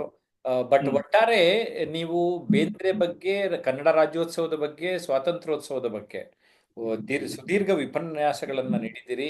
ಆ ಒಟ್ಟಾರೆ ಅನುಭವ ಹೇಗಿತ್ತು ಅಂತ ಇನ್ನೊಂದೆರಡು ಮಾತು ಕೇಳ್ಬಿಡ್ತಾರೆ. ಬಹಳ ನಾನು ಹೇಳ್ತೀನಲ್ಲ ಸರ್, ನೀವು ನನಗೆ ಹೇಳಿದ ಐಡೆಂಟಿಟಿ ಕಾರ್ಡ್ ನಮ್ಗಿದ್ದಿಲ್ಲ. ನಾವಿದ್ವಿ ಅದು ನಮ್ಗೆ ಐಡೆಂಟಿಟಿ ಇದ್ದಿಲ್ಲ. ಅದಕ್ಕೊಂದು ಆಧಾರ್ ಕಾರ್ಡ್, ಒಂದು ಪ್ಯಾನ್ ಕಾರ್ಡ್, ಅದು ನೀವು ಕೊಟ್ಟಂಗ ಆಯ್ತು ನನಗೆ. ಅದು ನನಗೆ ಅಲ್ಲಿ ಬಂದ್ಮೇಲೆ ಏನಾಯ್ತು ಅಂದ್ರೆ, ನಾನು ಮಾತಾಡಬಲ್ಲೆ ಅಂತ ನಿಮ್ಮ ಪ್ರೋತ್ಸಾಹದಿಂದ ನಾನು ಅದನ್ನ ಕಲಿತು ಕಲೆ ಹಾಕಿ ಮಾತಾಡಿದ್ನಲ್ಲ, ನಾನು ಮಾತಾಡ್ಬೋದು, ನನಗೂ ಇದು ಧೈರ್ಯ ಇದೆ ಅಂತಂದೇಳಿ ಆ ಉತ್ಸಾಹ ನೀವು ತುಂಬಿದ್ರು ಸರ್. ಅದು ಬಹಳ ದೊಡ್ಡ ಮಾತು, ಬಹಳ ಖುಷಿ ಆಯ್ತು. ಧನ್ಯವಾದ ಕಲಂದರ್. ನಮ್ಮ ಮಾತಿಗೆ ಹೋಗೊಟ್ಟು ತಾವು ಬಂದಿದ್ದೀರಿ, ಆಗಾಗ ಬಿಡುವಾದಾಗ ಬರ್ತಾರಿ. ಧನ್ಯವಾದ. ತಾವು ಕರೆದಿದ್ದು ಬಹಳ ದೊಡ್ಡ ಮಾತು ಸರ್. ನಮಸ್ಕಾರ ಸರ್, ಎಲ್ಲರಿಗೂ ಧನ್ಯವಾದ sir. Thank you sir, thank you. Kalandar ಸುಮಾರು 74 ವರ್ಷ, ಈಗ retired excise department officer. Covid ಟೈಮ್ನಲ್ಲಿ ನಮ್ಮ ಕೋರ್ಸ್ಗೆ ಕೋರ್ಸ್ ಆರಂಭ ಮಾಡಿದ ಹಂತದಲ್ಲೇ ಸೇರ್ಕೊಂಡವರು. ನನಗೆ ಖುಷಿ ಆಗ್ತದೆ ಆ ಒಂದು ಮತ್ತೆ ಜೀವನೋತ್ಸಾಹವನ್ನ, ಜೀವನದ ಕಳೆಯನ್ನ ಬರೀ ಆನ್ಲೈನಲ್ಲೇ ಕಂಡುಕೊಂಡ್ರು. ನಮ್ಗೆ ಆಶ್ಚರ್ಯ ಆಗುತ್ತೆ, ಬರೀ ಆನ್ಲೈನಲ್ಲಿ ಕಲಿಬಹುದು ಅನ್ನೋದಕ್ಕೆ ಕಲಂದರ್ ಒಂದು ಉದಾಹರಣೆ. ಒಂದ್ಸರಿ ನಾವು ಭೇಟಿಯಾಗಿದ್ದಕ್ಕೂ, ಅದು ನನ್ನ ಹುಟ್ಟಿದ ದಿನ ಬಂದು ಒಂದು ಹೋಟೆಲ್ನಲ್ಲಿ ಹೇಗೆ ಬಂದಿದ್ರು ಅಂದರೆ, ಅವ್ರ ಜೊತೆಗೆ ಒಬ್ರಿಬ್ರನ್ನು ಕರ್ಕೊಂಡು ಬಂದು, ಅವರೆಲ್ಲ ಅವಾಗ ಹೆಂಗಿತ್ತು ಅಂದರೆ, ಎಲ್ಲ ಲಾಕ್ಡೌನ್ ಅಲ್ವಾ, ಒಬ್ಬರ ಮುಖ ಒಬ್ರು ನೋಡೋದೇ ಅಪರೂಪ ಆಗಿತ್ತು. ಅಂಥ ಸಂದರ್ಭದಲ್ಲಿ ನಾನೇ ಅವ್ರಿಗೆ ತುಂಬ ದೊಡ್ಡ ಮನುಷ್ಯನಾಗಿ ಕಂಡೆ ಅವ್ರಿಗೆಲ್ಲ. ಅದು ನನಗದು ಫೀಲಿಂಗ್ ಈಗಲೂ ನೆನೆಸ್ಕೊಂಡ್ರೆ ಅವರೆಷ್ಟು ಪ್ರೀತಿ ವಿಶ್ವಾಸ ತೋರಿಸ್ತಾ ಇದ್ರು, ತುಂಬ ಸಂತೋಷ ಆಗುತ್ತೆ. ನಮ್ಮ ಇತ್ತೀಚಿನ ದಿನಗಳಲ್ಲಿ ಆನ್ಲೈನ್ ಕ್ಲಾಸಲ್ಲಿ ಮತ್ತೊಬ್ಬ ಕನ್ನಡ ಪ್ರೊಫೆಸರು ನಮ್ಮ ಕೋರ್ಸಲ್ಲಿದ್ದಾರೆ. ಅವರು ಹರಿಪ್ರಸಾದ್, ಪ್ರಾಂಶುಪಾಲರು, ಮ್ಯಾಗ್ನಮ್ ಪ್ರಥಮ ದರ್ಜೆ ಕಾಲೇಜು. ಆದರೆ ಈಗ ಅವರು ಸದ್ಯಕ್ಕೆ ಸ್ವಾಮಿಗಳಾಗಿದ್ದಾರೆ. ಅಯ್ಯಪ್ಪ ಸ್ವಾಮಿಗೆ ಭೇಟಿ ಮಾಡಕ್ಕೆ ಹೊರಟಿದ್ದವರು. ಆದರೂ ನಾನು ಬರ್ಬೋದಾ ಸರ್, ವೇಷದಲ್ಲಿ ಇದ್ರು. ಬನ್ನಿ ಸ್ವಾಮಿಗಳಂಗೆ ಕಾಣಿಸ್ತೀರ ಅಷ್ಟೇ, ಪ್ರಾಂಶುಪಾಲರು ಅಂತ ಹೇಳಿದ್ದೀನಿ. ಹರಿಪ್ರಸಾದ್ ಬೇಂದ್ರೆ, ನಮ್ಮ ಹರಿಪ್ರಸಾದ್ ಅವರ ದೃಷ್ಟಿಯಲ್ಲಿ ಬೇಂದ್ರೆ ಅಂತಂದ್ರೆ ಆಗಲ್ಲ. ಅವ್ರ ಧ್ವನಿ ಒಂದು ಅದ್ಭುತ, ಅವ್ರ ಭಾವನೆ ಒಂದು ಲೋಕ. ಎಲ್ಲ ಒಂದ್ ಕಡೆ ಕೇಳಿದ್ದೆ, ಅದೇ ಅವ್ರ ಶಬ್ದ ಹೆಂಗ್ ಸೃಷ್ಟಿಸಿದ್ರು ಅಂತಂದ್ರೆ, ಎಲ್ಲ ಒಂದು ಗಾಡಿ ಹೋಗ್ತಿದ್ರೆ ಅದನ್ನ ಒಂದು ಸಣ್ಣದೊಂದು ಕೋಲ್ ತಗೊಂಡು ಅದನ್ನ ಹಿಟ್ಟು ಸೌಂಡ್ ಬರ್ತಿದ್ರೆ ದುಮ್ ದುಮ್ ದುಮ್ ದುಮ್ ಅಂತ ಸೌಂಡ್, ಅದು ಆ ಒಂದು ಗಾಳಿಯಿಂದ ಬರುವಂತಹ ಶಬ್ದವನ್ನೇ ಕೇಳೋ ಒಂದು ಶಬ್ದ ಸೃಷ್ಟಿ ಮಾಡ್ತಿದ್ರಂತೆ. ಅಷ್ಟು ಅದ್ಭುತ ಒಂದು ಲೋಕ, ಅಷ್ಟು ಅದ್ಭುತ ಒಂದು ಜ್ಞಾನ ಭಂಡಾರ, ಅಷ್ಟು ಒಂದು ಸಾಹಿತ್ಯದಲ್ಲಿ ಅಧ್ಯಯನ ಮಾಡಿದಂತವ್ರು. ಅವ್ರಿಗೆ ಅವರೇ ಸಾಟಿ. ಇನ್ನು ಬೇಂದ್ರೆ ಅಂತವ್ರು ಹುಟ್ಟಕ್ಕಾಗೋ ಸಾಧ್ಯವಿಲ್ಲ, ಅವರನ್ನು ನೋಡಕ್ ಸಾಧ್ಯನೇ ಇಲ್ಲ ಅಂತಕ್ಕಂಥವ್ರು. ಅಂತಹ ಒಂದು ನೆನೆಸುವಂಥದ್ದು, ಅವರ ಬಗ್ಗೆ ಮಾತಾಡುವಂಥದ್ದು ಈ ಕ್ಷಣ ನನಗೆ ಬಹಳ ಹೆಮ್ಮೆ ಅನಿಸ್ತದೆ. ಅವರನ್ನು ಕನ್ನಡ ಸಾಹಿತ್ಯ ಆಚಾರ್ಯ ಅಂತ ಕರೀತಾರೆ. ಕರ್ನಾಟಕದ ಕವಿ ಕುಲತಿಲಕ, ಕನ್ನಡದ ಶಿಲ್ಪಿ, ಜನತಾ ಕವಿ ಅಂತ ಕರೀತಾರೆ, ಶಬ್ದಗಾರುಡಿಗ ಅಂತ ಕರೀತಾರೆ, ವರಕವಿ ಅಂತ ಕರೀತಾರೆ. ಹೀಗಿರುವಂತವ್ರು 1896 ಜನವರಿ 31ರಲ್ಲಿ ತಾಯಿ ಅಂಬವ್ವ ರಾಮಚಂದ್ರ ಬೇಂದ್ರೆ ಅಂತಕ್ಕಂಥ ಬ್ರಾಹ್ಮಣ ಕುಟುಂಬದಲ್ಲಿ ಜನಿಸ್ತಾರೆ. ನಾವು ನೋಡಿದಂತ ಸಂದರ್ಭದಲ್ಲಿ ಅವರ ಕಾವ್ಯನಾಮ ಅಂಬಿಕಾತನಯ ದತ್ತ. ಕಾವ್ಯನಾಮದಲ್ಲಿ ಅವರ ತಾಯಿಯನ್ನು ಸೇರಿಸಿದ ಅಂಬಿಕಾ ತನಯ ದತ್ತ, ಅಂದ್ರೆ ಅಂಬಿಕರ ಮಗನಾದಂತವನು ದತ್ತ ಅಂತ. ಹಾಗೆ ಅವ್ರು ನೋಡ್ತಾ ಹೋಗ್ಬೋದು. 1914ರಲ್ಲಿ ಅವರು ಪದವಿ ಮುಗಿಸ್ತಾರೆ. ತದನಂತರ 1919ರಲ್ಲಿ ಅವರು ಲಕ್ಷ್ಮೀಬಾಯಿ ಅವರೊಂದಿಗೆ ಮದುವೆ ಆಗ್ತಾರೆ. ಆ ಒಂದು ಮದುವೆ ಆದ ನಂತರ ಜೀವನ ಅಂತಕ್ಕಂಥ ಬಹಳ ಕಷ್ಟದಲ್ಲಿ ಸಾಗುತ್ತೆ. ಎಷ್ಟು ಕಷ್ಟ ಅಂತಂದ್ರೆ ಯಾರು ಸಹಿಸಲಿಕ್ಕೆ ಸಾಧ್ಯ ಆಗೋದಿಲ್ಲ. ಸುಮಾರು ಅವರ ಮಕ್ಕಳಲ್ಲಿ ಎಲ್ಲ ಒಂದು ಮರಣ ಹೊಂದಿ ಒಬ್ಬರು ಹೆಣ್ಮಗಳು ಇಬ್ಬರು ಗಂಡು ಮಕ್ಕಳನ್ನು ಉಳಿತಾರಂತ.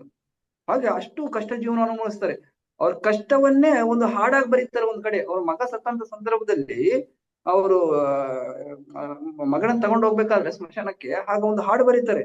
ನೀ ಹಿಂಗ ನೋಡಬೇಡ ನನ್ನ, ನೀ ಹಿಂಗ ನೋಡಬೇಡ ನನ್ನ, ನೀ ಹಿಂಗ ನಾ ಹ್ಯಾಂಗ ನೋಡಲೇ ನಿನ್ನ, ಹುಣ್ಣಿಮೆ ಚಂದಿರನ ಹೆಣ ಬಂತು ಮುಗಿಲಾಗ ತೇಲುತ್ತಾ ಹಗಲ ಅಂತಂದ್ರೆ ನೋಡ್ತಾ ಇದ್ರೆ ನನ್ ನೋಡ್ಬೇಡ ನೀನು, ನನ್ನ ಕಣ್ಣ ನೋಡಕ್ ಆಗ್ತಿಲ್ಲ, ನೀನ್ ಹತ್ತು ಬಿಡು, ನಿನ್ನ ದುಃಖವನ್ನು ವ್ಯಕ್ತಪಡಿಸ್ಬಿಡು ಅಂತಕ್ಕಂಥ ಮಾತನ್ನ ಹೇಳ್ತಾರೆ. ಹುಣ್ಣಿಮೆ ಚಂದ್ರನ ಹೆಣ ಬಂತು ಹಗಲಲ್ಲಿ ಅಂತಕ್ಕಂಥದ್ದು. ಹುಣ್ಣಿಮೆ ಚಂದ್ರ ಹಗಲಲ್ಲಿ ಬಂದು ಅಸ್ಪಷ್ಟವಾಗಿ ಕಾಣ್ತಾರೆ. ಹಂಗೆ ನಮ್ಮ ಅಸ್ಪಷ್ಟ ಜೀವನ ಆಯ್ತಲ್ಲೋ ನಮ್ದು ಅಂತಕ್ಕಂಥ ತನ್ನ ಹೆಂಡತಿಯನ್ನ ಭಾವ, ಅಂದ್ರೆ ಕವಿಯ ಭಾವ ಹೇಗಿರುತ್ತೆ ಅಂತಂದ್ರೆ, ಏನೇ ಕಷ್ಟ ಬರ್ಲಿ, ನೋವು ಬರ್ಲಿ, ದುಃಖ ಬರ್ಲಿ, ಅವರು ಕವನದ ಮೂಲಕ ವ್ಯಕ್ತಪಡಿಸ್ತಾರೆ ಅಂತಕ್ಕಂಥದ್ದು. ಹಾಗೆ ಅವರು ಇಡೀ ಜೀವನವನ್ನು ರಸಾಸ್ವಾದವನ್ನು ಅನುಭವಿಸಿದ ಅಂತ ಇವರು ರಸವೇ ಜನನ ವಿರಸವೇ ಮರಣ ಸಮರಸವೇ ಜೀವನ ಅಂತ ಹೇಳ್ತಾರೆ. ಹೀಗೆ ಈ ಕವಿಯ ಬಗ್ಗೆ ಕೆಲವು ನಾವು ಪರಿಚಯ ಮಾಡ್ಕೊಳ್ಳುವಂಥದ್ದು, ಅವರ ಕವನ ಮತ್ತು ವಿಮರ್ಶೆ ಲೇಖನಗಳು ಏನು ಅಂತಕ್ಕಂಥ ಸ್ವಲ್ಪ ಒಂದು 2 ನಿಮಿಷ ಹೇಳಕ್ಕೆ ನಾನು ಇಷ್ಟಪಡ್ತೀನಿ. ಇವರ ಕವನ ಸಂಕಲನಗಳು ಅಂತಂದ್ರೆ ನಾಲ್ಕು ತಂತಿ, ಅರಳು ಮರಳು, ಗಂಗಾವತರಣ, ಸೂರ್ಯಪಾನ, ಹೃದಯ ಸಮುದ್ರ, ಮುಗಿಲ ಮಲ್ಲಿಗೆ, ಮತ್ತೆ ಶ್ರವಣ ಬಂತು ಮುಂತಾದ ಕವನ ಸಂಕಲನಗಳು ಬರಿತಾ ಹೋಗ್ತಾರೆ. ಇವರ ವಿಮರ್ಶಾ ಕೃತಿಗಳು ಅಂತಂದ್ರೆ ಸಾಹಿತ್ಯ ಸಂಶೋಧನೆ, ವಿಚಾರ ಮಂಜರಿ, ಸಾಹಿತ್ಯ ವಿರಾಟ್ ಸ್ವರೂಪ, ಕಾವ್ಯೋದ್ಯೋಗ, ಜೈಮಿನಿ ಭಾರತಕ್ಕೆ ಮುನ್ನುಡಿ, ಹೀಗೆ ಮುಂತಾದ ವಿಮರ್ಶಾ ಲೇಖನಗಳು. ಇವರ ಅಭಿನಂದನಾ ಗ್ರಂಥಗಳು ಅಂತಂದ್ರೆ ಬೇಂದ್ರೆ ಅವರ ವ್ಯಕ್ತಿತ್ವವನ್ನು ಸುಮಾರು 25ಕ್ಕೂ ಹೆಚ್ಚು ಗ್ರಂಥಗಳು ಬಂದಿದ್ದಾವೆ, ಇವರ ಅಭಿನಂದನಾ ಗ್ರಂಥಗಳು. ಅದರಲ್ಲಿ ಮುಖ್ಯವಾಗಿ ಕವಿವರ, ಬೇಂದ್ರೆ, ದತ್ತವಾಣಿ, ನಾದಧ್ವನಿ, ಭೃಂಗದ ಬೆಣ್ಣೇರಿ ಮುಂತಾದವು. ಇವರ ಒಂದು ಪ್ರಶಸ್ತಿಗಳನ್ನು ನೋಡಿದಂತ ಸಂದರ್ಭದಲ್ಲಿ ನಾಲ್ಕು ತಂತಿ ಕೃತಿಗೆ ಕವನ ಸಂಕಲನಕ್ಕೆ ಜ್ಞಾನಪೀಠ, ಅರಳು ಮರಳು ಕೃತಿಗೆ ಅವರ ಕೇಂದ್ರ ಸಾಹಿತ್ಯ ಅಕಾಡೆಮಿ, ಇವರು ಶಿವಮೊಗ್ಗದಲ್ಲಿ ನಡೆದಂತಹ 1943 ನಡೆದಂತಹ ಆ ಒಂದು ಸಾಹಿತ್ಯ ಸಮ್ಮೇಳನದ ಅಧ್ಯಕ್ಷತೆಯನ್ನು ವಹಿಸಿರ್ತಾರೆ. 1968ರಲ್ಲಿ ಪದ್ಮಶ್ರೀ ಪ್ರಶಸ್ತಿ ಬರುತ್ತೆ ಇವರಿಗೆ. ಕರ್ನಾಟಕದ ವಿಶ್ವವಿದ್ಯಾಲಯದಿಂದ ಒಂದು ಗೌರವ ಡಾಕ್ಟರೇಟ್ ಪರೀತಾರೆ ಇವರು.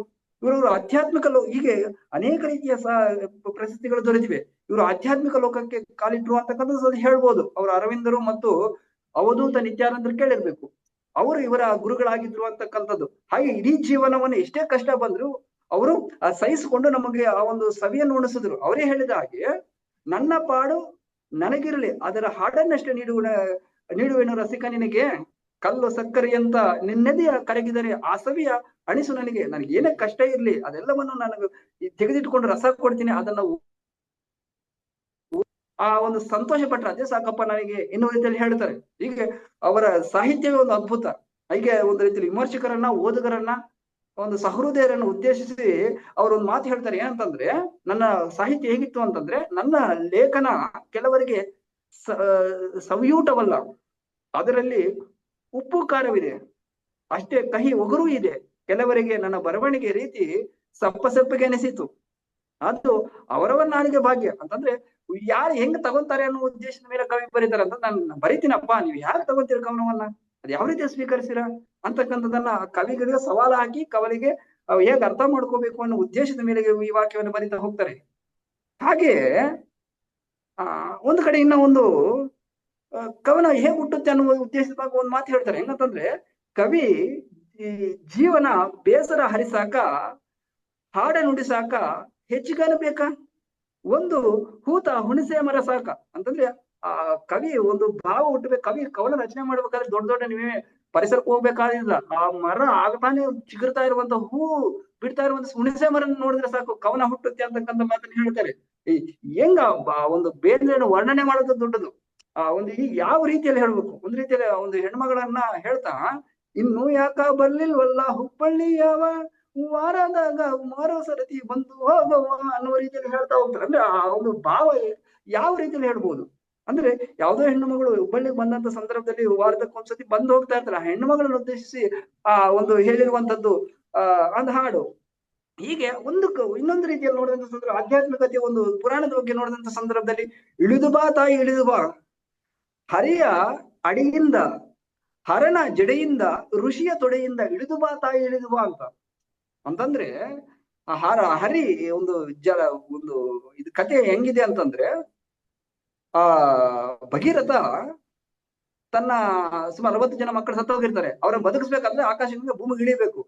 ಆಕಾಶಗಂಗೆ ಎಲ್ಲಿರ್ತಾಳೆ ಅಂತೆ? ಹರಿನ ಅಂದ್ರೆ ವಿಷ್ಣುವಿನ ಹರಿಯ ಅಡಿಯಲ್ಲಿ ಇರ್ತಾಳೆ. ಅವಳು ಭೂಮಿಗೆ ಇಳಿಬೇಕು. ಆ ಭೂಮಿಗೆ ಇಳಿಬೇಕಾದ್ರೆ ಅವಳು ಆದಂತ ಹರಿನ ಕುರಿತು ತಪಸ್ಸು ಮಾಡ್ತಾಳೆ ಆ ಭಗೀರಥ. ಅವನು ಹರಿಯ ಅಡಿಯಿಂದ ಬರ್ತಾನೆ, ಬಟ್ ಭೂಮಿ ಹೋಳಾಗುತ್ತೆ ಅನ್ನೋ ಉದ್ದೇಶದ ಮೇಲೆಗೆ ಅದು ನಮ್ ಕೈಯಲ್ಲಿ ಸಾಧ್ಯ ಆಗಲ್ಲಪ್ಪ ಅಂತಂದ್ರೆ ಅದನ್ನ ತಡ್ಕೊಳ್ಳುವ ಶಕ್ತಿ ಶಿವನಿಗಿರುತ್ತೆ. ಅದಕ್ಕಾಗಿ ಆ ಶಿವನ ಮತ್ತೆ ಭಗೀರಥ ಶಿವನ ಕುರಿತು ತಪಸ್ಸು ಮಾಡ್ತಾನೆ. ಅದು ಹರಿಯ ಅಡಿಯಿಂದ ಶಿವನಿಗೆ ಮುಡಿಗೆ ಬರುತ್ತದೆ. ಆ ಶಿವನ ಮುಡಿಗೆ ಬಂದ ತಕ್ಷಣ ಮತ್ತೆ ಅದು ತಪಸ್ಸು ಮಾಡಿದ ತಕ್ಷಣ ಹರಿದು ಹೋಗ್ತಾ ಇರ್ತದೆ. ಮತ್ತೆ ಜಮದಗ್ನ ಮಹರ್ಷಿಗಳೇನೋ ಕುಡಿದು ಬಿಡ್ತಾರೆ ಅದನ್ನ. ಹಾಗಾಗಿ ಅದು ಹರಿಯ ಅಡಿಯಿಂದ ಶಿವನ ಮುಡಿಗೆ ಬಂದು ಮತ್ತೆ ಋಷಿ ಕುಡಿತಾನೆ. ಅದನ್ನ ಕುಡಿದು ಮತ್ತೆ ಶಿವನ ಮೂಲಕ ಆ ಗಂಗೆ ಹರಿದು ಬಿಡುತ್ತೆ ಅಂತಕ್ಕಂಥದ್ದು. ಹೀಗೆ ಅದನ್ನ ಹೇಳುವಂಥದ್ದು ಹರಿಯ ಅಡಿಯಿಂದ ಹರಣ ಜಡೆಯಿಂದ ಋಷಿಯ ಮುಡಿಯಿಂದ ಇಳಿದು ಬಾ ತಾಯಿ ಇಳಿದು ಬಾ ಅಂತಕ್ಕಂಥದ್ದನ್ನ ಇಲ್ಲಿ ಹೇಳ್ತಾ ಹೋಗ್ತಾರೆ ಅಂತಕ್ಕಂಥದ್ದು. ಅದೇ ರೀತಿಯಲ್ಲಿ ಪುರಾಣದ ಬಗ್ಗೆ ಒಂದು ಕಡೆ ಅದು ಸಾಮಾಜಿಕ ಕವನಗಳು ನೋಡಿದಂತ ಸಂದರ್ಭದಲ್ಲಿ ಆ ಒಂದು ಪುಟ್ಟ ವಿಧವೆ ಅಂತಕ್ಕಂಥ ಪದ್ಯದಲ್ಲಿ ಹೇಳ್ತಾರೆ. ಏನೋ ಹೇಳ್ತಾರೆ ಅಂತಂದ್ರೆ, ತಲೆಬಾರ ಇಳಿದಿತ್ತು, ಅಂಗಾರ ಬೆಳೆದಿತ್ತು, ಮೈಯನ್ನು ಮುಚ್ಚಿತು ಕೆಂಪು ಸೀರೆ, ಆದರಯ್ಯೋ ಪಾಪ ಆಕೆ ಇನ್ನೂ ಮಗವು ಸಿಂಗಾರವಿರದೆ ಆಮದೆ ಬೇರೆ ಅಂತಂದ್ರೆ, ಒಂದು ಪುಟ್ಟ ವಿಧವೆ ಆದಂತವಳು ಎಷ್ಟು ಕಷ್ಟವನ್ನು ಅನುಭವಿಸಿದ್ರು. ಕೆಂಪು ಸೀರೆಯನ್ನು ಉಡಿಸಿ ಅವಳಿಗೆ ಯಾವುದೇ ರೀತಿ ಅಲಂಕಾರ ಇಲ್ಲದೆ ಎಷ್ಟು ನೋವನ್ನು ಅನುಭವಿಸ್ತಿದ್ಲು. ಆ ಸಿಂಗಾರ ಇರ್ತಿದೆ, ಬಟ್ ಅದನ್ನ ಅನುಭವಿಸಕ್ ಬಿಡೋದಂತಹ ಸನ್ನಿವೇಶಗಳು ಬರ್ತವೆ ಅಂತಕ್ಕಂಥದ್ದು. ಹೀಗೆ ಆ ಒಂದು ಬೇಂದ್ರೆ ಬಗ್ಗೆ ಹೇಳುವಂತದ್ದೇ ಒಂದು ಅದ್ಭುತ. ಅದೊಂದು ಕಾವ್ಯ ಭಾವ, ಅದನ್ನ ಅನುಭವಿಸಲಿಗೂ ಗೊತ್ತಾಗುತ್ತೆ. ಇನ್ನೊಂದು ಸಂದರ್ಭದಲ್ಲಿ ಒಂದು ಪ್ರೋಗ್ರಾಮ್ಗೆ ಕುವೆಂಪು ಮತ್ತು ಬೇಂದ್ರೆ ಅವರು ಹೋಗಿದ್ರಂತೆ. ಹೋದಂತ ಸಂದರ್ಭದಲ್ಲಿ ಫಸ್ಟ್ ಕುವೆಂಪುರವರು ಹೋಗಿ ಎಲ್ಲ ಮಾತಾಡಿ ಕೊನೆಗೆ ಹೇಳಿದ್ರಂತೆ, ನನ್ನ ಸಾಹಿತ್ಯ ಅಧ್ಯಯನದಲ್ಲಿ ನನ್ನಷ್ಟು ಎತ್ತರಕ್ಕೆ ಏರಿದಂತವ್ರು ಯಾರೂ ಇಲ್ಲ ಅಂತ ಹೇಳಿದ್ರಂತೆ. ಸರಿ ಆಯ್ತು ಅಂತ ಬಂದ್ಮೇಲೆ ಬೇಂದ್ರೆ ಅವರು ಹೋದ್ರಂತೆ. ಬೇಂದ್ರೆ ಅವರು ಹೋಗಿ ಎಲ್ಲ ಮಾತಾಡಿದ್ಮೇಲೆ, ಸಾಹಿತ್ಯ ಅಧ್ಯಯನದಲ್ಲಿ ನನ್ನಷ್ಟು ಆಳಕ್ಕೆ ಇಳಿದಂತವ್ರು ಮತ್ತೊಬ್ಬರಿಲ್ಲ ಅನ್ನುವ ರೀತಿಯಲ್ಲಿ ಹೇಳಿದಂತಂದ್ರೆ, ಕವಿಗಳು ಒಬ್ಬೊಬ್ಬರು ಮಾತಾಡ್ತಾ ಇದ್ರೆ ಹೆಂಗಿರುತ್ತೆ, ಅದ ಗಂಧದೊಳಗೆ ಗುದ್ದಾಡೋದು ಅಂತ ಹೇಳ್ತೀವಲ್ಲ, ಹಂಗೆ ಅವ್ರವ್ರ ಭಾವನ ಎತ್ತರಕ್ಕೆ ಏರುವಂತದ್ದು ಒಂದೇ, ಆಳಕ್ಕೆ ಇಳಿಯುವಂತದ್ದು ಒಂದೇ, ಎರಡೂ ಪ್ರಾಮುಖ್ಯ ಆಗ್ತವೆ ಅಂತಕ್ಕಂಥದ್ದನ್ನ ಇಲ್ಲಿ ಹೇಳ್ತಾ ಹೋಗ್ತಾರೆ. ಇನ್ನೊಂದು ಬಹು ಅದ್ಭುತ ಅಂತಂದ್ರೆ ನರಬಲಿ ಅಂತಕ್ಕಂಥ ಕವನ. ನರಬಲಿ ಕವನ ಬರೀತಾರೆ. ಬರೆದಂತ ಸಂದರ್ಭದಲ್ಲಿ ಅವರನ್ನ ಸ್ವತಂತ್ರ ನಮ್ಮ ದೇಶ ವಿರೋಧಿ ಅಂತ ಹೇಳಿ ಅವ್ರನ್ನ ವಜಾ ಮಾಡ್ತಾರೆ. ಜಸ್ಟ್ ಅವ್ರನ್ನ ಸರ್ಕಾರ ಉದ್ಯೋಗ ತೆಗೆಯುವಂತದ್ದಲ್ಲ, ಬೇರೆ ಕೆಲಸ ಯಾವುದೇ ಸಿಗದಂತೆ ಮಾಡ್ತಾರೆ. ಅನೇಕ ರೀತಿ ಕಷ್ಟಗಳನ್ನ ಅನುಭವಿಸ್ತಾರೆ ಆ ಸಂದರ್ಭದಲ್ಲಿ. ಮತ್ತೆ ಶಿವರಾಮ್ ಕಾರಂತರ ಜೀವನ ಅಂತಕ್ಕಂಥ ಒಂದು ಪತ್ರಿಕೆ ಮೂಲಕ ಮತ್ತೆ ಅವರು ಸಂಪಾದನೆ ಶುರು ಮಾಡ್ತಾರೆ. ಬಹಳಷ್ಟು ಜೀವನವನ್ನ ಅನುಭವಿಸಿರುವಂತಹ ಈ ಒಂದು ಬೇಂದ್ರೆ ಅವರ ಬಗ್ಗೆ 1-2 ನಿಮಿಷದಲ್ಲಿ ಯಾರ್ಯಾರು ಏನೇನ್ ಹೇಳಿದ್ದಾರೆ ಕೆಲವು ಕವಿಗಳು ಹೇಳ್ತಾ ಹೋಗ್ತಾರೆ ಅವ್ರ ಬಗ್ಗೆ ಏನು ಅಂತಕ್ಕಂಥದ್ದು. 1-2 ನಿಮಿಷ. ಶಂಭುವ ಜೋಶಿ ಅವರು ಅವ್ರ ಬಗ್ಗೆ ಏನ್ ಹೇಳ್ತಾರೆ ಅಂತಂದ್ರೆ, ದರಾ ಬೇಂದ್ರೆ ಅವರು ಕನ್ನಡ ನವೋದಯ ಕಾವ್ಯದ ಆಚಾರ್ಯ ಪುರುಷ ಅಂತ ಹೇಳ್ತಾರೆ. ಕುವೆಂಪುರವರು ಕನ್ನಡ ನವೋದಯದ ಅಗ್ರಗಣ್ಯ ಕವಿಗಳಲ್ಲಿ ಬೇಂದ್ರೆ ಬಹಳ ಮುಖ್ಯವಾದವರು ಅಂತ ಹೇಳ್ತಾರೆ. ಗೋರು ರಾಮಸ್ವಾಮಿ ಅಯ್ಯಂಗಾರ್ ಅವರು ಏನ್ ಹೇಳ್ತಾರೆ ಅಂತಂದ್ರೆ, ಬೇಂದ್ರೆಯವರ ವಿಶ್ವಾಸದ ಒಂದು ಉದಾಹರಣೆ ಎಂದ್ರೆ ಅವರ ಕಾಡಿನ ಮೇಲೆ ವಿಲಾಸದಲ್ಲೂ ಸಹ ಪ್ರಿಯಮಿತ್ರ ಎಂದು ಹೇಳಿ ಹೆಸರನ್ನು ಬರೆಯುತ್ತಿದ್ರು. ವಿ.ಸಿ.ಎ ಹೇಳ್ತಾರಂತಂದ್ರೆ, ಅವರಂತ ಮಾತುಗಾರಿಕೆಯನ್ನು ಕನ್ನಡದಲ್ಲಿ ಈ 50 ವರ್ಷಗಳಲ್ಲಿ ನಾನು ಇನ್ನೊಬ್ಬರಲ್ಲಿ ಸಹ ಕಂಡಿಲ್ಲ ಅಂತಂದ್ರೆ, 50 ವರ್ಷಗಳಿಂದ ನೋಡ್ಕೊಂಡ್ ಬರ್ತಾ ಇದ್ದೀನಿ, ಅಂತಹ ಮಾತುಗಾರ ಇನ್ನೆಲ್ಲೂ ಸಹ ಕಂಡಿಲ್ಲ ಅಂತಕ್ಕಂಥ ಮಾತನ್ನು ಹೇಳ್ತಾರೆ. ಸಾಸ ಮಾಳ್ವಾಡ್ ಅವರು ಹೇಳ್ತಾರೆ, ಕರ್ನಾಟಕದ ಹಿರಿಯ ಕವಿ ಮಹಾಮೇಧಾವಿಯಾಗಿದ್ದ ಬೇಂದ್ರೆ ಅವರು ಕರ್ನಾಟಕ ಸಾಂಸ್ಕೃತಿಕ ನವೋದಯಕ್ಕೆ ಸ್ಫೂರ್ತಿ ನೀಡಿದವರು ಅಂತಕ್ಕಂಥದ್ದು. ಕರ್ನಾಟಕದ ಸಂಸ್ಕೃತಿಯಕ್ಕೆ ಒಂದು ನವ ಚೈತನ್ಯವನ್ನು ನೀಡಿದಂತವ್ರು ನಾವು ಬೇಂದ್ರೆ ಅವರು ಅಂತಕ್ಕಂಥದ್ದು. ವರದರಾಜ ಹುಯಿಲಗೋಡಲ್ ಅವರು ಒಂದು ಮಾತು ಹೇಳ್ತಾರೆ ಇವ್ರ ಬಗ್ಗೆ ಅಂತಂದ್ರೆ, ಸಾಧನಿಕೆಯರಿಗೆ ಬಂದರು ಎಲ್ಲಿದ್ದಾರೆ ಆ ಬೇಂದ್ರೆಯವರು? ಅವರು ಗಂಟೆಗಟ್ಟಲೆ ಮನೆಯೆದುರು ನಿಂತು ಮಾತನಾಡುವರು, ಹಾಡು ಹೇಳುವ ಧ್ವನಿ ಮಾತ್ರ ಇನ್ನೂ ವಾತಾವರಣದಲ್ಲಿ ಇದೆ. ಇಂದು ಆ ಧ್ವನಿಯ ಬೇಂದ್ರೆ ಅಂತಂದ್ರೆ ಎಷ್ಟೋ ದಿನಗಳು ಕಳೆದೋದ್ರೂ ಸಹ ಧ್ವನಿ ಇನ್ನ ಕೇಳ್ತಾ ಇದೆ ಅಂತಕ್ಕಂಥದ್ದು. ಹೀಗೆ ಅನೇಕ ರೀತಿಯಲ್ಲಿ ಹೇಳ್ತಾ ಹೋಗ್ಬೋದು ಬೇಂದ್ರೆ ಬಗ್ಗೆ. ಆ ಬೇಂದ್ರೆನ ಒಂದು ಅದ್ಭುತ. ನಾನು ಎಲ್ಲೋ 1-2 ರೇಡಿಯೋ ಪ್ರೋಗ್ರಾಮ್ ಕೇಳಿದ್ದೀನಿ, ಕೆಲವನ್ನ ಮಾತಾಡಿರುವಂತದ್ದು ಕೇಳಿದ್ದೀನಿ. ಆ ಧ್ವನಿ ಇಲ್ಲಿದ ಒಂದು ಅಕ್ಷರ ತಪ್ಪಾಗಲ್ಲ, ಉಚ್ಚಾರಣೆ ಕರೆಕ್ಟ್ ಆಗಿರುತ್ತದೆ. ಒಂದು ಕಾವ್ಯ ರಚನೆ ಅತ್ಯಂತ ಅದ್ಭುತವಾಗಿರುತ್ತೆ. ಏನಂತಂದ್ರೆ, 4 ತಂತಿಯಲ್ಲಿ ಬರೀತಾರೆ, ನೀನು ನಾನು ಆನು ತಾನು ಎಂಬ 4 ತಂತಿ ಅಂತ. ಅಂದ್ರೆ ನೀನು ಅಂದ್ರೆ ನಾನು, ನೀನು ಆನು ಅಂದ್ರೆ ಹೆಂಡತಿ, ತಾನು ಅಂದ್ರೆ ಮಕ್ಕಳು, ಮತ್ತೆ ದೇವರು, ಗಂಡ ಹೆಂಡತಿ ಮಕ್ಕಳು ಮತ್ತೆ ದೇವರು. ಇದು ಉದ್ದೇಶ ಅಂದ್ರೆ ಒಬ್ಬೊಬ್ಬರಿಗೆ ಒಂದೊಂದು ರೀತಿಯಲ್ಲಿ ಅರ್ಥವಾಗುವಂಥದ್ದು. 4 ತಂತಿ ಕವನ ಸಂಕಲನ ನೋಡಿದ್ರೆ ಒಂದು ಅದು ಒಂದು ಏನೋ ಇದು ಹೇಳ್ತಾರಲ್ಲ, ಅನುವಾದಕ್ಕೆ ಅರ್ಹತೆ ಪಡೆಯುವಂತದ್ದು, ಅಷ್ಟು ಆಧ್ಯಾತ್ಮಿಕ ಹೊಂದಿದೆ, ಒಂದು ಮಹಾಕಾವ್ಯಕ್ಕೆ ಸಮಾನ ಅಂತಕ್ಕಂಥದ್ದು. ಅವರು ನೋಡು, ಒಂದು ರೀತಿಯಲ್ಲಿ ಬಹಳ ಸುಂದರವಾಗಿ ಬರೀತಾರೆ, ಬಹಳ ಸುಲಭವಾಗಿ ಬರೀತಾರೆ. ಸಂಸ್ಕೃತ ತಿಳಿದಿದ್ರು ಅವರು, ಬೇಂದ್ರೆ ಅವರು, ಅವ್ರಿಗೆ ಬಹಳ ಸುಲಭವಾಗಿ ಜನಪದ ಧಾಟಿಯಲ್ಲಿ ಬರೀತಾರೆ. ಅಷ್ಟೇ ಗಾಢವಾಗಿ ಆಧ್ಯಾತ್ಮಿಕ ಹಿನ್ನೆಲೆಯಲ್ಲಿ 4 ಸಂಗತಿ ಕೃತಿಯನ್ನು ಬರೆದಿದ್ದಾರೆ. ಅಂತ ಕೃತಿ ಇನ್ನು ಈ ಹುಟ್ಟಕ್ ಸಾಧ್ಯನೇ ಇಲ್ಲ. ಅವ್ರನ್ನ ಓದಿ ಸ್ವಲ್ಪ ಅವ್ರ ಅಧ್ಯಯನ ಮಾಡಿದ್ರೆ ಅದಲ್ಲಿ ನಮ್ಮ ಜೀವನ ಸಾರ್ಥಕ ಆಗುತ್ತೆ ಅಂತ. ಈಗ ನಾವು ಹರಿಪ್ರಸಾದ್ ಫಸ್ಟ್ ಟೈಮು ಇಷ್ಟೊತ್ತು ಮಾತಾಡಿದ್ದಾರೆ. ಆಳವಾಗಿ ಎಲ್ಲಿವರೆಗೆ ಅಂದ್ರೆ ನಿಮ್ಮೇಲೂ ಬೇಂದ್ರೆ ಆವರಿಸ್ಕೊಂಡಂಗ್ ಮಾತಾಡಿದ್ರಿ. ಎಲ್ಲರೂ ಚಪ್ಪಾಳೆ ಹೊಡೆದು ಬಿಡೋಣ ಅವ್ರಿಗೆ. Good good. ಓಕೆ, ಹಂಗೆಮ್ಮ ಕೇಳಿಸ್ತಾ ಇಲ್ವಾ? ಕೈ ಎತ್ತಿ. ಚಪ್ಪಾಳೆ ಹೊಡಿರಿ, ಕೈ ಕಾಣಂಗ್ ಹೊಡಿರಿ. ಓಕೆ, ನಾನು ಧನ್ಯವಾದ ಹರಿಪ್ರಸಾದ್, ತುಂಬಾ ಚೆನ್ನಾಗಿ ಮಾತಾಡಿದಿರಿ. ನಮ್ಮ ವಕೀಲರಾದ ಅನಿತಾ ಮೇಡಮ್ಗೆ ನಮ್ಮ ಹರಿಪ್ರಸಾದ್ ಮಾತಾಡಿದ್ದು ಹೇಗೆ ಅನ್ನಿಸ್ತು ಮೇಡಮ್? ಇವತ್ತೇ ಫಸ್ಟ್ ಇಷ್ಟು ಜೋರಾಗಿ ಮಾತಾಡಾರೆ. ತುಂಬಾ ಜೋಶಲ್ಲಿ ಮಾತಾಡಿದ್ರು ಸರ್. ಅಂದ್ರೆ ಯಾವ ರೀತಿ ಅಂತಂದ್ರೆ ಅವರು ಬೇಂದ್ರ ಬಗ್ಗೆ ಬಿಟ್ರೆ ಒಂದ್ ಬುಕ್ಕೇ ಬರೀತಾರೇನೋ, ಅಷ್ಟು ಅಧ್ಯಯನ ಮಾಡ್ಕೊಂಡು ಸುಮ್ನೆ. ಯಾಕಂದ್ರೆ ವಿಷಯ ತಲೆಯಲ್ಲಿ ವಿಷಯ ಇಲ್ದೆ ಬಾಯಿಂದ ಹೊರಗಡೆ ಬರಲ್ಲ ಸರ್. ನಾವೇನಾದ್ರೂ ಮಾತಾಡ್ತಾ ಇದೀವಿ ಅಂದ್ರೆ ನಮ್ ಒಳಗಡೆ ವಿಷಯ ಇದ್ದಾಗ ಮಾತ್ರನೇ ಬಾಯಲ್ಲಿ ಬರುತ್ತೆ.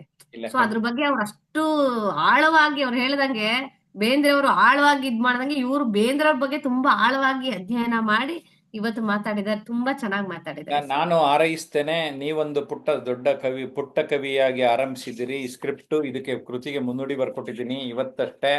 ಓಕೆ, ನಿಮ್ ಡೇಟ್ ಜ್ಞಾಪಕ ಇರುತ್ತೆ. ಮುಂದೆ ನೀವೊಬ್ಬ ದೊಡ್ಡ ಕವಿಯಾಗಿ ಹೆಸರು ಮಾಡಬೇಕು ಅಂತ ಎಲ್ಲರ ಮುಂದೆ ನಾನು ಹಾರೈಸ್ತೇನೆ. ನೇತ್ರಾವತಿಯವರೇ, ಹೇಗಿತ್ತು ಇವತ್ತು ಹರಿಪ್ರಸಾದ್ ಮಾತಾಡಿದ್ದು? ಇಲ್ಲ ಸರ್, ಅವ್ರು ತುಂಬಾ ಚೆನ್ನಾಗಿ ಮಾತಾಡಿದ್ರು ಸರ್. ದ.ರಾ. ಬೇಂದ್ರೆ ಅವರ ರೂಪನೇ ಅವರಲ್ಲಿ ಒಂದು ಕಾಣ್ತಿತ್ತು, ಅವರು ಹೇಳ್ತಾ ಬರುವ ಶೈಲಿಯಲ್ಲಿ. ಅಂದ್ರೆ ಅವರು ಹುಟ್ಟಿನಿಂದಲೂ ಎಷ್ಟು ಕಡು ಬಡತನದಿಂದ ಬಂದ್ರು, ಆಮೇಲೆ ಯಾವ ರೀತಿ ಸಾಧನೆ ಮಾಡಿದ್ರು, ಮಗ ಸತ್ತ ಒಂದು ಸಂತಾಪವನ್ನು ಒಂದು ಹಾಡಿನ ಮುಖಾಂತರ ಹೊರ ಹಾಕ್ತಾರಲ್ಲ, ನೀ ಹಿಂಗ ನೋಡಬೇಡ ಎನ್ನತ್ತ ಪ್ರತಿಯೊಂದು ಹಾಡು ಹಾಡೋದಲ್ಲಿ ಯಾವುದೇ ಅಲ್ಲಿ ಪ್ರತಿಯೊಂದು ಅದ್ರ ಶೈಲಿ ತುಂಬಾ ಚೆನ್ನಾಗಿ ಮತ್ತಿಷ್ಟು ಮೆರುಗುಗೊಳಿಸ್ತಾರಲ್ಲ, ಆ ತರ ಹೊಳಪು ತಂದ್ರು ಸರ್. ತುಂಬಾ ಖುಷಿ ಅನ್ನಿಸ್ತು ಸರ್. ಧನ್ಯವಾದ.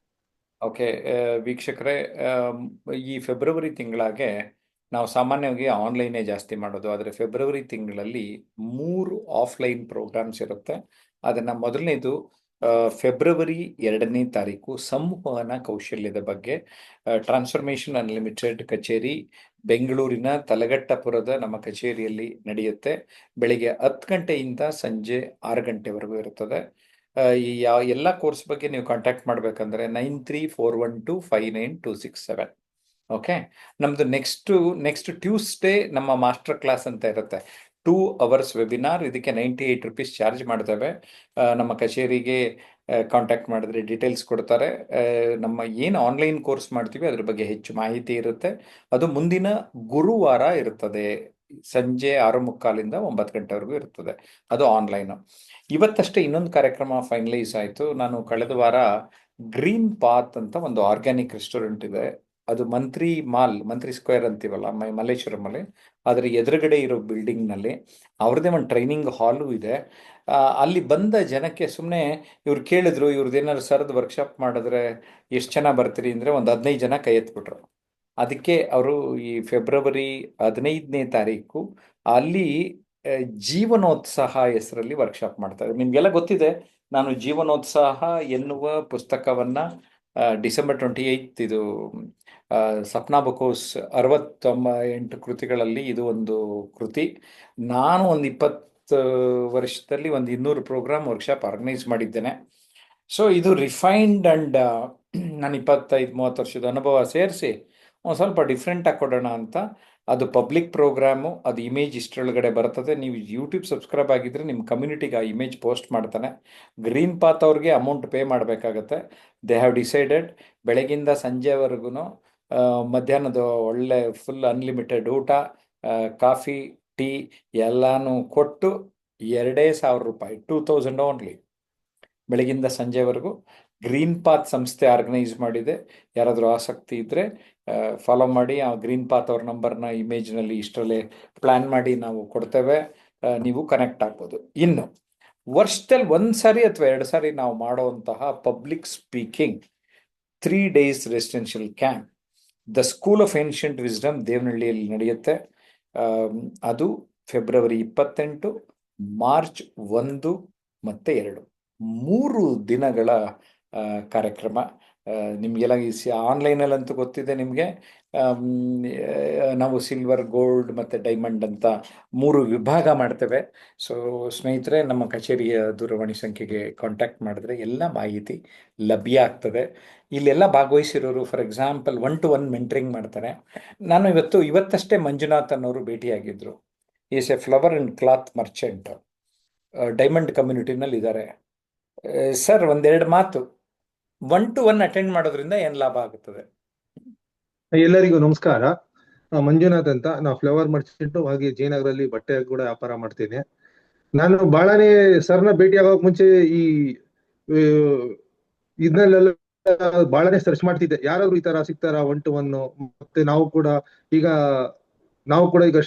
ಈಗ ಸ್ಟೇಟ್ ಜನರಲ್ ಸೆಕ್ರೆಟರಿ ಆಗಿದ್ದೀನಿ KPCC ಕಾಂಗ್ರೆಸ್ ಪಕ್ಷದಲ್ಲಿ. ಈಗ ಮೀಟಿಂಗ್ಸ್ ಅಟೆಂಡ್ ಮಾಡ್ಬೇಕು, ಅಲ್ಲೆಲ್ಲ ಹೋದಾಗ ಈ ನಮ್ಗೆ ಪೊಲಿಟಿಕ್ಸ್ ಆಗ್ಲಿ ಅಥವಾ ಈ ಪಬ್ಲಿಕ್ ಸ್ಪೀಕ್ ಆಗ್ಲಿ ಬರೋದಿಲ್ಲ. ಕಾಂಗ್ರೆಸ್ ಪಾರ್ಟಿಲಿ ನಮ್ ತಂದೆಯವರು ಇದ್ರು ಬಹಳ ವರ್ಷದಿಂದ. ಹಾಗೆ ನಾವು ಕೂಡ ಮುಂದೆ ಬರೀ ಸರ್ವಿಸ್ ಮಾಡ್ಕೊಂಡು ಹೋಗ್ತಿದ್ವಿ ಹೊರತು ನಮ್ಮನ್ನ ಯಾರು ಗುರುತಿಸ್ತಾ ಇರ್ಲಿಲ್ಲ. ನಾವು ಒಂದ್ ಸ್ವಲ್ಪ ಮುನ್ನೆಲೆಗೆ ಬಂದು ಎಲ್ಲಾ ಕಡೆ ಓಡಾಡ್ಕೊಂಡು ಸ್ವಲ್ಪ ನಮ್ಮನ್ನು ಗುರುತಿಸೋತಾರ ಆದ್ಮೇಲೆ ಸ್ವಲ್ಪ ಮೈಕ್ ಇದು ಎಲ್ಲ ಮೀಟಿಂಗ್ಗಳಲ್ಲಿ ನಮಗೂ ಕೂಡ ಆರಂಭ ಆಯ್ತು ಕೊಡೋದು. ಆಗ ಮೈಕ್ ತಗೊಳ್ಳಿಕ್ಕೆ ತಗೊಂಡ್ಮೇಲೆ ಗಾಬರಿ, ಭಯ, ಎಲ್ಲಾ ರೀತಿ ತೊಂದರೆಗಳಾಗ್ತಿತ್ತು. ಅದರಿಂದ ಯಾರನ್ನ ಬಹಳನೇ ಸರ್ಚ್ ಮಾಡುವಾಗ ಸರ್ದು ಒಂದು ಯೂಟ್ಯೂಬ್ ಅಲ್ಲಿ ಸರ್ದು ಒಂದು ವಿಡಿಯೋ ನೋಡಿ ನಾನೇ ಅವ್ರ ಆಫೀಸ್ಗೆ ಹೋಗಿ, ಸರ್ ಈ ರೀತಿ ಆಗ್ತಿದೆ, ನನಗೆ ಕಲಿಬೇಕು, ನಿಮ್ಮ ಹತ್ರ ಬರ್ಬೇಕು ಅಂತ, ಖಂಡಿತವಾಗ್ಲೂ ನಿಮ್ನ ಒಳ್ಳೆ ಸ್ಪೀಕರ್ ಆಗಿ ಮಾಡ್ತೀವಿ ಬನ್ನಿ ಅಂತ ಹೇಳಿ ಅವಾಗ ಡೈಮಂಡ್ ಗ್ರೂಪ್ ನಲ್ಲಿ ಜಾಯಿನ್ ಮಾಡ್ಕೊಂಡಿದ್ದಾರೆ. ಹಾಗೆ ಲಾಸ್ಟ್ ವೀಕ್ 1 ಕ್ಲಾಸ್ ತಗೊಂಡ್ರು, ಇವತ್ತು ಕೂಡ 1 ಕ್ಲಾಸ್ ತಗೊಂಡ್ರು. ಆಮೇಲೆ ಸಂಪೂರ್ಣವಾಗಿ ಅವರು ಪ್ರತಿಯೊಂದು ನಮ್ಮ ಮನದಾಳದ ಮಾತು ಏನೇನಿದೆ ಪ್ರತಿಯೊಂದು ನಾವು ಹೇಳಿದ್ರು ಅವ್ರು ಅದಕ್ಕೆ ಉತ್ತರ ಕೊಡ್ತಾರೆ. ಎದಕ್ಕಾಗಿ ಗಾಬರಿ ಆಗ್ತೀವಿ, ಭಯ ಪಡೋದಾಗ್ಲಿ, ಒಂದು ಮೈಕ್ ಇಟ್ಕೊಂಡಾಗ ನರ್ವಸ್ ಆಗ್ಲಿ, ಮತ್ತೆ ನಮ್ಮ ಉಡುಗೆ ತೊಡುಗೆ ಹಾವಭಾವ ಯಾವ ರೀತಿ ಇರಬೇಕು ಅಂತ ಕೂಲಂಕುಷವಾಗಿ ಪ್ರತಿಯೊಂದು ಕೂಡ ನಮ್ಗೆ ತಿಳಿಸ್ಕೊಡ್ತಿದ್ದಾರೆ. ಬಹಳನೇ ಧನ್ಯವಾದಗಳು ಸರ್ ತಮ್ಮೆಲ್ಲ ಸಪೋರ್ಟ್ಗಾಗಿ. Thank you so much sir. Thank you. ಇದು 1-to-1 ಮೆಂಟರಿಂಗ್, ಒಬ್ಬ ಡೈಮಂಡ್ ಕಮ್ಯುನಿಟಿ ಇದು ಪರಿಚಯ ಮಾಡಿದೆ. ಈಗ 3 days ಕ್ಯಾಂಪ್ ಅಟೆಂಡ್ ಮಾಡಿರೋ ಹರಿಪ್ರಸಾದ್, ಆ ಅನುಭವನ ಶೇರ್ ಮಾಡ್ಕೊಳ್ಳಿ. ಅನುಭವ ಅಂತಂದ್ರೆ ಅದು ಹೇಳಲಾಗದಷ್ಟು ಅನುಭವ ಸರ್. ಅದು ಸುಮಾರು ದೇವನಹಳ್ಳಿಯಿಂದ 3-4 ಕಿಲೋಮೀಟರ್ ಬೆಂಗಳೂರಿಗೆ ಬರುವಂತಹ ಒಂದು ಜಾಗದಲ್ಲಿ, ಬೆಂಗಳೂರಿಗೆ ಹೋಗ್ತೀವಲ್ಲ ಆ ಜಾಗದಲ್ಲಿ ಈ ಒಂದು ಮ್ಯಾನೇಜ್ ಅಂತಹ ಮಹಿಳೆ ಅದನ್ನ ಆಧ್ಯಾತ್ಮಿಕ ಹಿನ್ನೆಲೆಯಲ್ಲಿ ದೃಷ್ಟಿ ಇಟ್ಕೊಂಡು ಅಂತ ಯಾವ್ದು ರಿಸಲ್ಟ್ ಅಲ್ಲ, ಅದು ಒಂದು ಆಧ್ಯಾತ್ಮಿಕ ಒಂದು ಕಲಿಕಾ ದೃಷ್ಟಿಯಿಂದ ಇಟ್ಕೊಂಡು ಅದನ್ನ ವ್ಯವಸ್ಥಿತವಾಗಿ ಕಲಿಕೆಗೆ ಬಹಳ ಚೆನ್ನಾಗಿರ್ಬೇಕು ಅಂತ ಕೆಲಸ. ಆಧ್ಯಾತ್ಮಿಕ ಒಂದು ಧ್ಯಾನ ಮಾಡೋರು ಬರ್ತಾರೆ, ಅದು ಯೋಗ ಮಾಡೋರು ಬರ್ತಾರೆ, ಬಹಳ ಸಾಧಕರು ಬರ್ತಾರೆ. ಅಲ್ಲಿ ಅಂತಹ ಜಾಗ ಬಹಳ ವ್ಯವಸ್ಥಿತವಾಗಿ ಮಾಡಿದ್ದಾರೆ. ಹೇಗೆ ವ್ಯವಸ್ಥೆ ಏನಂತಂದ್ರೆ ಅಲ್ಲಿ ಕಟ್ಟಡಗಳು ಪಿರಮಿಡ್ ಆಕಾರದಂತಿದೆ. ಒಂದು ಭಾರತೀಯ ಶಿಲ್ಪಾಕೃತಿ ಅಂತಂದ್ರೆ ಆಧ್ಯಾತ್ಮಿಕತೆ ಮತ್ತು ಕಲಿಕೆಗೆ ಸೂಕ್ತವಾಗಿರುವಂತಹ ಜಾಗ ಅದು. ಅಲ್ಲಿನ ಮರಗಳು, ಅಲ್ಲಿ ಔಷಧಿಯುಕ್ತ ಮರಗಳು, ಅಲ್ಲಿ ಸುಮ್ನೆ ಓಡಾಡ್ತಾ ಇದ್ರೆ ಸಾಕು, ಕೆಲವೊಂದು ನಮ್ದೇನೋ ಸಣ್ಣ ಪುಟ್ಟ ಕಾಯಿಲೆಗಳಿದ್ರೆ ಅದು ವಾಸಿ ಆಗ್ತವೆ ಅಂತಕ್ಕಂಥ ನನಗೆ ಭಾವ ಉಂಟಾಯ್ತು. ಮತ್ತು ಅಲ್ಲಿರುವಂತಹ ಚಿತ್ರಕಲೆಗಳು, ಆ ಚಿತ್ರಕಲೆ ನೋಡ್ತಾ ಇದ್ರೆ ಎಲ್ಲೋ ಒಂದು ಕಡೆ ನಾವು ಅಲ್ಲಿರುವಂತಹ ಪದಗಳು, ಅಲ್ಲಿರುವಂತಹ ವಾಕ್ಯಗಳು ಆ ಒಂದು ರೀತಿಯಲ್ಲಿ ನಮಗೆ ಒಂದು ಕಲಿಕಾ ಅನುಭವ ಉಂಟಾಗ್ತದೆ. ಹೀಗೆ ಆ ಒಂದು ಸ್ಥಳ, ಆ ಜಾಗದ ಬಗ್ಗೆ ಒಂದು ರೀತಿಯಲ್ಲಿ ಹೇಳ್ತಾ ಬಂದ್ರೆ ನಮಗೊಂದು ಜಾಗ ನಾವು ಕಲಿಬೇಕಂದ್ರೆ ಜಾಗ ಬಹಳ ಮುಖ್ಯ ಆಗುತ್ತೆ, ಅವರ ವಾತಾವರಣ ಅಂತಕ್ಕ ಒಂದು ರೀತಿಯಲ್ಲಿ. ಮತ್ತೆ ಕಲಿಕೆ, ನಮ್ಮ ಜಯಪ್ರಕಾಶ್ ನಾಗತಿಹಳ್ಳಿ ಸರ್ ಬಗ್ಗೆ ಹೇಳ್ಬೇಕು. ಆ ಸಂದರ್ಭದಲ್ಲಿ ಆ ಜಾಗ ಅದಕ್ಕೆ ತಕ್ಕಂತೆ ಶಿಕ್ಷಕರು ಅಥವಾ ನಮ್ಮ ಗುರುಗಳು ಜಯಪ್ರಕಾಶ್ ನಾಗತಿಹಳ್ಳಿ ಸರ್ ಅವ್ರು ನೋಡಿದಂತ ಸಂದರ್ಭದಲ್ಲಿ ಅವ್ರು ಹೆಂಗ್ ಕಲಿಸ್ತಾರೆ ಅಂತಂದ್ರೆ ಪ್ರತಿಯೊಬ್ಬರನ್ನ ಗಮನಿಸ್ತಾರೆ. ಫಸ್ಟ್ ಹೋದ ತಕ್ಷಣ ನಾವು ನೋಡಿದ ತಕ್ಷಣ ಅವ್ರ ಮನುಷ್ಯರನ್ನ ಒಂದ್ಸತಿ ಮಾತಾಡಿದ ತಕ್ಷಣ ಇವರನ್ನ ಏನ್ ಫಾಲ್ಟ್ ಇದೆ ಅಂತ ಗುರುತಿಸ್ತಾರೆ. ಗುರುತಿಸಿ ಆ ಗುರುತಿಸಿದ ನಂತರ 3 ದಿನಗಳ ಕಾಲ ಅವ್ರನ್ನ ಹೆಂಗ್ ಬದಲಾವಣೆ ಮಾಡ್ಬೇಕು ಅಂತಕ್ಕಂಥ ಥಿಂಕಿಂಗ್ ಇರುತ್ತೇನೋ.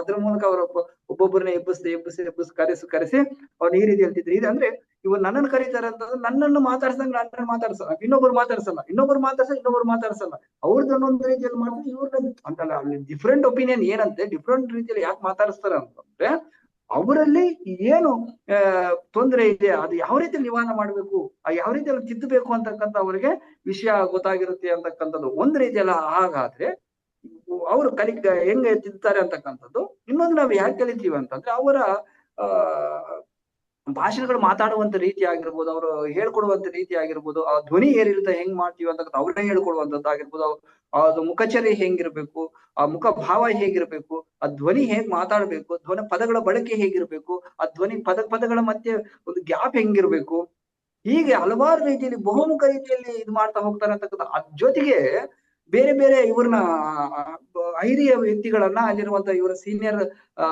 ಏನ್ ಕಲಿತಿರ್ತಾರೋ ಹಿರಿಯ ವಿದ್ಯಾರ್ಥಿಗಳನ್ನ ಕರೆಸಿ ಅವ್ರು ನಮಗ ಅದು ಹೇಳ್ಕೊಳ್ಳೋದ್ರ ಮೂಲಕ ನನಗೆ ಬಹಳ ಅಚ್ಚರಿ ಆಗಿದ್ದಂತಕ್ಕಂಥ ಪ್ರತಿಯೊಂದು ಸರಿ ಹೇಳ್ತಾನೆ ಇರ್ತೀನಿ. ಆ ಮುರಳೀಧರ್ ಅವ್ರು ಮಾತಾಡ್ತಾರಂತಂದ್ರೆ ಅವರ ವೃತ್ತಿನೇ ಬೇರೆ, ಅವ್ರು ಮಾತಾಡೋ ವಿಧಾನ ಬೇರೆ. ನಾವೇ ಸುಮ್ನೆ ಮಂತ್ರಮುಗ್ಧರಾಗ್ಬಿಟ್ಟು ಹೆಂಗಪ್ಪ ಇದು ಹೆಂಗ್ ಮಾತಾಡ್ತಾರಪ್ಪ, ಮಾತಾಡ್ತಿದ್ರೆ ಸುಮ್ನೆ ಇನ್ನೊಂದ್ ಸ್ವಲ್ಪ ಸುಮ್ಮನೆ ನೋಡ್ಕೊಂತಾನೆ ಇರ್ಬೇಕು. ಸುಮಾರು 40 ನಿಮಿಷಗಳ ಕಾಲ ಸುಮ್ನೆ ಹಿಂಗೆ ನೋಡ್ತಾ ಇದ್ದೀನಿ ನಾನು.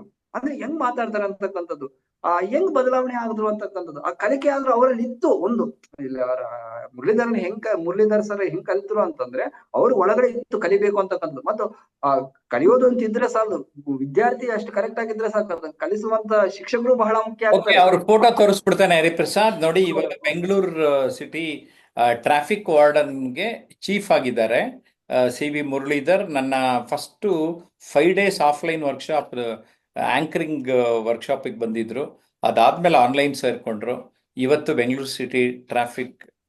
ಸಿಟಿ ಟ್ರಾಫಿಕ್ ವಾರ್ಡನ್ಗೆ ಬೆಂಗಳೂರು ಸಿಟಿಗೆ ಚೀಫ್ ಆಗಿದ್ದಾರೆ. ಅವ್ರ ಬಗ್ಗೆ ಹರಿಪ್ರಸಾದ್ ಹೇಳ್ತಾ ಇದ್ದಾರೆ. ಕಂಟಿನ್ಯೂ. ಹೀಗೆ ಅವ್ರು ಮಾತಾಡ್ತಾ ಇದ್ರೆ ನಮಗ ಅದ್ಭುತ ಅನಿಸ್ತು. ಏನಪ್ಪ ಹಿಂಗ್ ಮಾತಾಡ್ತಾರಲ್ಲ, ಅದ್ ಹೆಂಗ್ ಕಲ್ತ್ರು, ಅದಕ್ಕೆ ಕಾರಣವಾದ್ರು ಏನು ಅಂತಕ್ಕಂಥದ್ದನ್ನ ನಾನು ಗಮನಿಸ್ತಾ ಬಂದೆ. ಇನ್ನೊಬ್ರು ಶಂಕರ್ ಅಂತ ಒಬ್ರು, ಶಿವಶಂಕರ್ ಹೋಮಿಯೋಪತಿ ವೈದ್ಯರು, ಅವರು ಅಷ್ಟೇ. ಅವ್ರು ಮಾತಾಡ್ತಾ ಇದ್ರೆ ಅವರೊಂದ್ ರೀತಿ ಅಂತಂದ್ರೆ ಅನುಕರಣೆ ಇರಲ್ಲ ಇದೆ. ಅವರ ಒಂದು ಗುಣ ಇರುತ್ತೆ, ಅದನ್ನು ವೃದ್ಧಿ ಮಾಡ್ತಾರೆ. ಯಾರನ್ನ ಅನುಕರಣೆ ಮಾಡಿ ಹೀಗಿರ್ರಿ ಹಾಗಿರ್ರಿ ಅಂತ ಹೇಳಲ್ಲ ಸರ್. ಅವರಲ್ಲಿರುವಂತ ಪ್ರತಿಭೆಯನ್ನ ಗುರುತಿಸಿ ನೀವೇ ಉದ್ಧಾರ ಆಗ್ರಪ್ಪ ಅಂತಕ್ಕಂಥ ಮಾತನ್ನ ಹೇಳ್ತಾರೆ. ಹಾಗೆ ಇವರು ಬಹುಮುಖ ರೀತಿಯಲ್ಲಿ ಕಳಿಸ್ತಾರೆ. ಕಲಿಕೆ ಒಂದು ಕಲಿತಿರ್ಬೇಕು. ವಿದ್ಯೆ ಕಲಿಸುವಂತದ್ದು ಸರ್ವಸಾಮಾನ್ಯ ಬರಲ್ಲ. ಹಾಗೆ ಅವರನ್ನ ಕರಗತವಾಗಿ ಬಂದಿದೆ ಅವರಲ್ಲಿ ಒಂದು ವಿದ್ಯೆ ಕಲಿಸುವಂತದ್ದು, ಹೇಗೆ ಅದನ್ನ ಸಂವಹನ ಕೌಶಲ್ಯ ಆಗಿರ್ಬೋದು, ವ್ಯಕ್ತಿತ್ವ ವಿಕಸನ ಆಗಿರ್ಬೋದು, ಹೆಂಗ್ ಕಲಿಸ್ಬೇಕು ಅಂತಕ್ಕಂಥದ್ದು. ನಾನು ಈ ಎಲ್ಲ ಬರೋವರಿಗೆ ಅಥವಾ ಈ ವಿದ್ಯಾರ್ಥಿಗಳಿಗೆ ಏನ್ ಹೇಳ್ತೀನಿ ಅಂತಂದ್ರೆ, ನಾವು ಉದ್ಧಾರ ಆಗ್ಬೇಕು ಅಥವಾ ಡೆವಲಪ್ಮೆಂಟ್ ಆಗ್ಬೇಕು ಅಂತಂದ್ರೆ ನಾನು 4 ಆಯಾಮಗಳು ಹೇಳ್ತೀನಿ. ಒಂದು, ಯೂಟ್ಯೂಬ್ ನಲ್ಲಿ ಬರುವಂತಹ ವಿಡಿಯೋಗಳನ್ನ ನೋಡ್ರಿ. ತದನಂತರ ಸರ್ ಕ್ಲಾಸ್ ಅಟೆಂಡ್ ಆಗ್ರಿ. ಇನ್ನೊಂದು ಅವರ ಪುಸ್ತಕಗಳನ್ನ ಓದ್ರಿ, ಮತ್ತೆ ಅವ್ರ ಕಾಂಟ್ಯಾಕ್ಟ್ ನಾಗಿರ್ರಿ. ಈ 4 ಅಂಶಗಳನ್ನ ಯಾರು ಫಾಲೋ ಮಾಡ್ತಾರೋ 100% ಎಂತವರನ್ನಾದ್ರೂ ತಕ್ಷಣ ಅವರು ಅಭಿವೃದ್ಧಿ ಆಗ್ತಾರೆ. Thank you Hariprasad. ನಿಮ್ಮದೇ ಆದ ರೀತಿಯಲ್ಲಿ ತುಂಬಾ ವಿಭಿನ್ನವಾಗಿ ವರ್ಣನೆ ಮಾಡಿದ್ದೀರಿ. ಧನ್ಯವಾದ. ಯಾಕೆಂದ್ರೆ ಹೃದಯಾಂತರಾಳದ ಮಾತುಗಳು ಬಂದಾಗ ನಾನು ಯಾವಾಗಲೂ ಹೇಳ್ತಾ ಇರ್ತೇನೆ, we have to speak with heart and mind. The mouth is in between. ಹೃದಯ ಮತ್ತು ಮೆದುಳಿನ ನಡುವೆ ನಮ್ಮ ಬಾಯಿ ಇದೆ. ಹೃದಯದ ಭಾವನೆಗಳು, ಮೆದುಳಿನ ಚಿಂತನೆಗಳು ಎರಡನ್ನು ಸೇರಿಸಿ ಮಾತಾಡಿ ಅಂತ. ಇವತ್ತು ನಾನು ಅದನ್ನು ಹರಿಪ್ರಸಾದ್ ಅವರಲ್ಲಿ ಬೇಂದ್ರೆ ಬಗ್ಗೆ ಮಾತಾಡಿದಾಗ ಅಥವಾ ಕಾರ್ಯಕ್ರಮದ ಬಗ್ಗೆ ಮಾತಾಡಿದಾಗ just yes not spoke from this, yes spoke from this. Okay. ಈಗ ವಿಜಯಪುರದ ಯೋಗ ಶಿಕ್ಷಕಿ ನೇತ್ರಾವತಿ ಆನ್ಲೈನಲ್ಲಿ ರೆಗ್ಯುಲರ್ ಆಗಿ ಬರ್ತಾ ಇದ್ದಾರೆ. ಬೇರೆಯವ್ರಿಗೆಲ್ಲ ಹೇಳ್ತೀನಿ, ನೋಡ್ರಿ ಅವ್ರು ನೋಡ್ಕೊಂಡು ನಗದ್ ಕಲೀರ್ರಿ, ಅವ್ರ ಥರ ನಗುಮುಖದಿಂದ ಇರಿ ಅಂತ. ಏನ್ ಹೇಳ್ತಾರೆ ಮೇಡಮ್ ಕಾರಣ? ನೇತ್ರಾವತಿ ಮೇಡಮ್ ನಮಸ್ಕಾರ. ನಮಸ್ಕಾರ ಸರ್, ಎಲ್ಲರಿಗೂ ನಮಸ್ಕಾರಗಳು.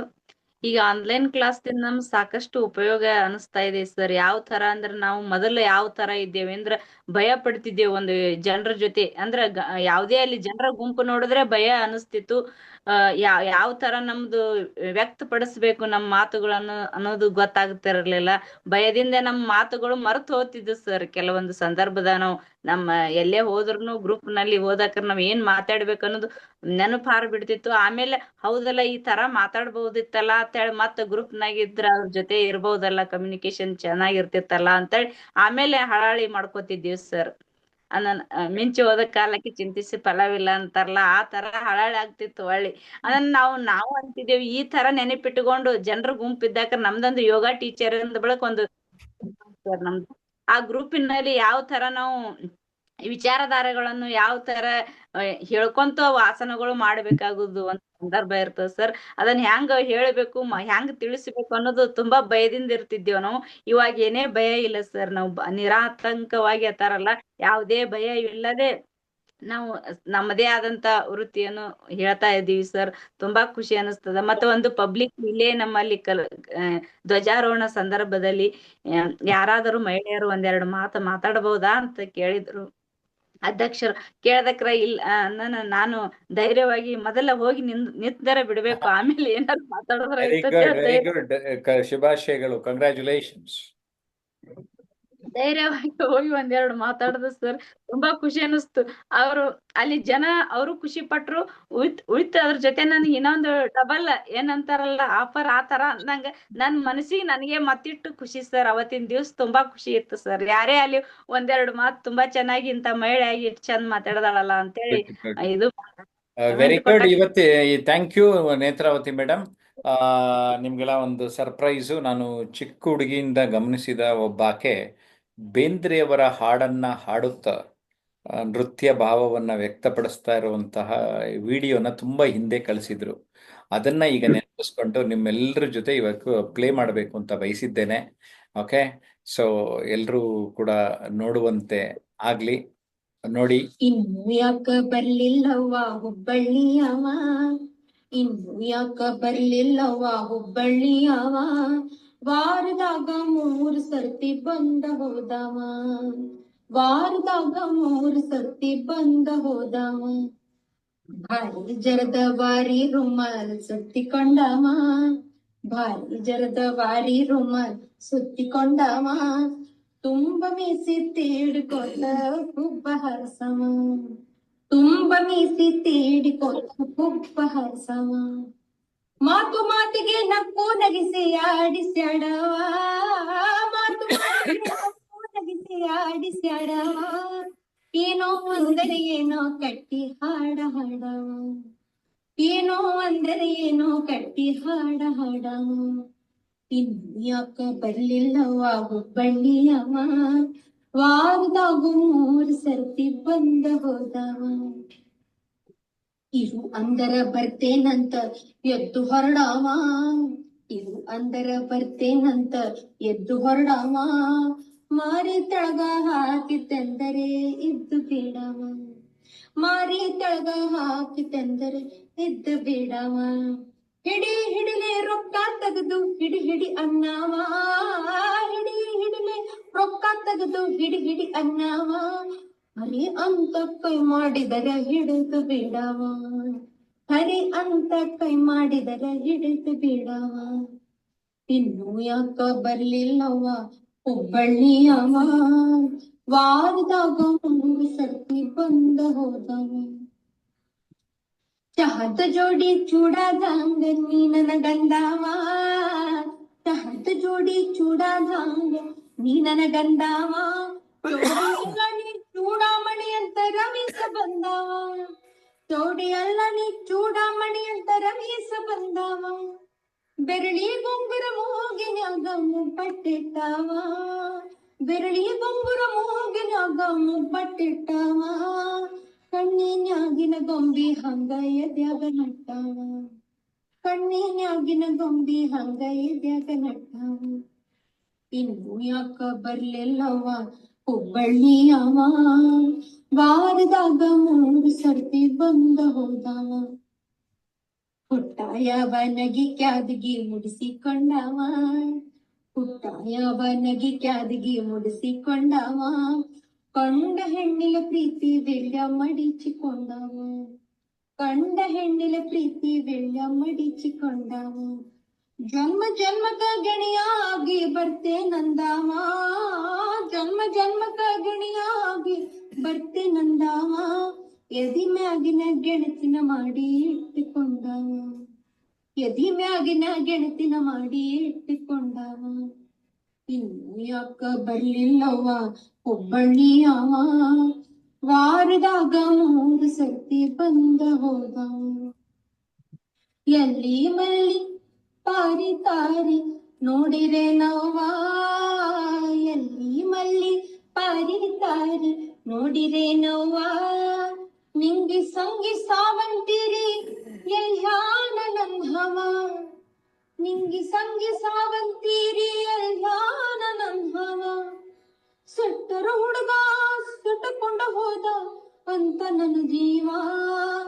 ಸೆಟ್ಟರ ಹುಡುಗ ಸೆಟಕೊಂಡ ಹೋದ ಅಂತ ನನ್ನ ಜೀವ. ಹಾದಿ ಬೀದಿ ಹುಡುಕುತ್ತೈತ್ರೆ ಬಿಟ್ಟ ಎದಹ್ಯ. ಹಾದಿ ಬೀದಿ ಹುಡುಕುತ್ತೈತ್ರೆ ಬಿಟ್ಟ ಎದಹ್ಯ. ಇನ್ನು ಯಾಕ ಬರ್ಲಿಲ್ಲವ ಹುಬ್ಬಳ್ಳಿಯವ. ವಾರದಾಗ 3 ಸರ್ತಿ ಬಂದ ಹೋದ. ವಾರದಾಗ 3 ಸರ್ತಿ ಬಂದ ಹೋದ. ವಾರದಾಗ 3 ಸರ್ತಿ ಬಂದ ಹೋದ. ಓಕೆ, ಅವರ ಫಾದರ್ ನನಗೆ ಒಂದು ವಿಡಿಯೋ ಕಳಿಸಿದ್ರು, ಇದು ನೆನಪಾಯಿತು, ತಕ್ಷಣ ಕನೆಕ್ಟ್ ಮಾಡಿದೆ. ನೋಡಿ, ಗಾರ್ಗಿ ಅವ್ರ ಪೇರೆಂಟ್ಸು ಚಿಕ್ಕಂದಿನಿಂದ ಗಾಯನವನ್ನು, ಬಸವರಾಜ್ ರಾಜ್ಗುರು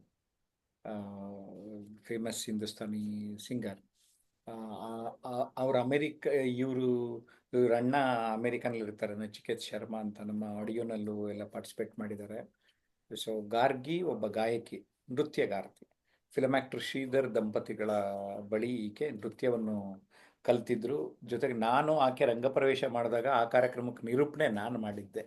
ಓಕೆ, ಈ ಒಟ್ಟಾರೆ ಕಾರ್ಯಕ್ರಮವನ್ನು ನೋಡಿದಾಗ ಇವತ್ತು ಕಲಂದರ್ ಮಾತಾಡಿದ್ರು, ಹರಿಪ್ರಸಾದ್ ಮಾತಾಡಿದ್ರು, ಜೊತೆಗೆ ಈ ಗಾರ್ಗಿಯ ಒಂದು ಅಂತಿಮವಾದಂತಹ ಒಂದು ಗಾಯನ ಮತ್ತು ಅಭಿನಯ ಹೇಗಿತ್ತು ಅನಿತಾ ಮೇಡಮ್? ತುಂಬಾ ಚೆನ್ನಾಗಿತ್ತು ಸರ್. ಅಂದ್ರೆ ಅವರು ಕಲಂದರ್ ಸರ್ ಮತ್ತೆ ಹರಿಪ್ರಸಾದ್ ಸರ್ ಬೇಂದ್ರೆ ಅವ್ರ ಬಗ್ಗೆ, ಅಂದ್ರೆ ಇವ್ರಂತ ಫುಲ್ಲು ಡೀಪ್ ಆಗೇ ಹೋಗಿ ಬಂದ್ರು. ಅವ್ರು ಹುಟ್ಟಿದ ಟೈಮ್ ಇಂದ ಹಿಡಿದು, ಹರಿಪ್ರಸಾದ್ ಸರ್ ಅವ್ರ ಡೇಟ್ ಆಫ್ ಬರ್ತ್ ಇಂದ, ಹುಟ್ಟಿದ ಪ್ಲೇಸ್ ಇಂದ ಹಿಡಿದು, ಅವ್ರ ಕೃತಿಗಳು ಯಾವ್ಯಾವ್ದು, ಸಂಕಲನ ಎಲ್ಲಾ ಪ್ರತಿಯೊಂದ್ರ ಬಗ್ಗೆ ಇನ್ಫಾರ್ಮೇಶನ್ ಕೊಟ್ರು. ಇವರು ಸರ್ ತುಂಬಾ ಚೆನ್ನಾಗಿ ಹೇಳಿದ್ರು.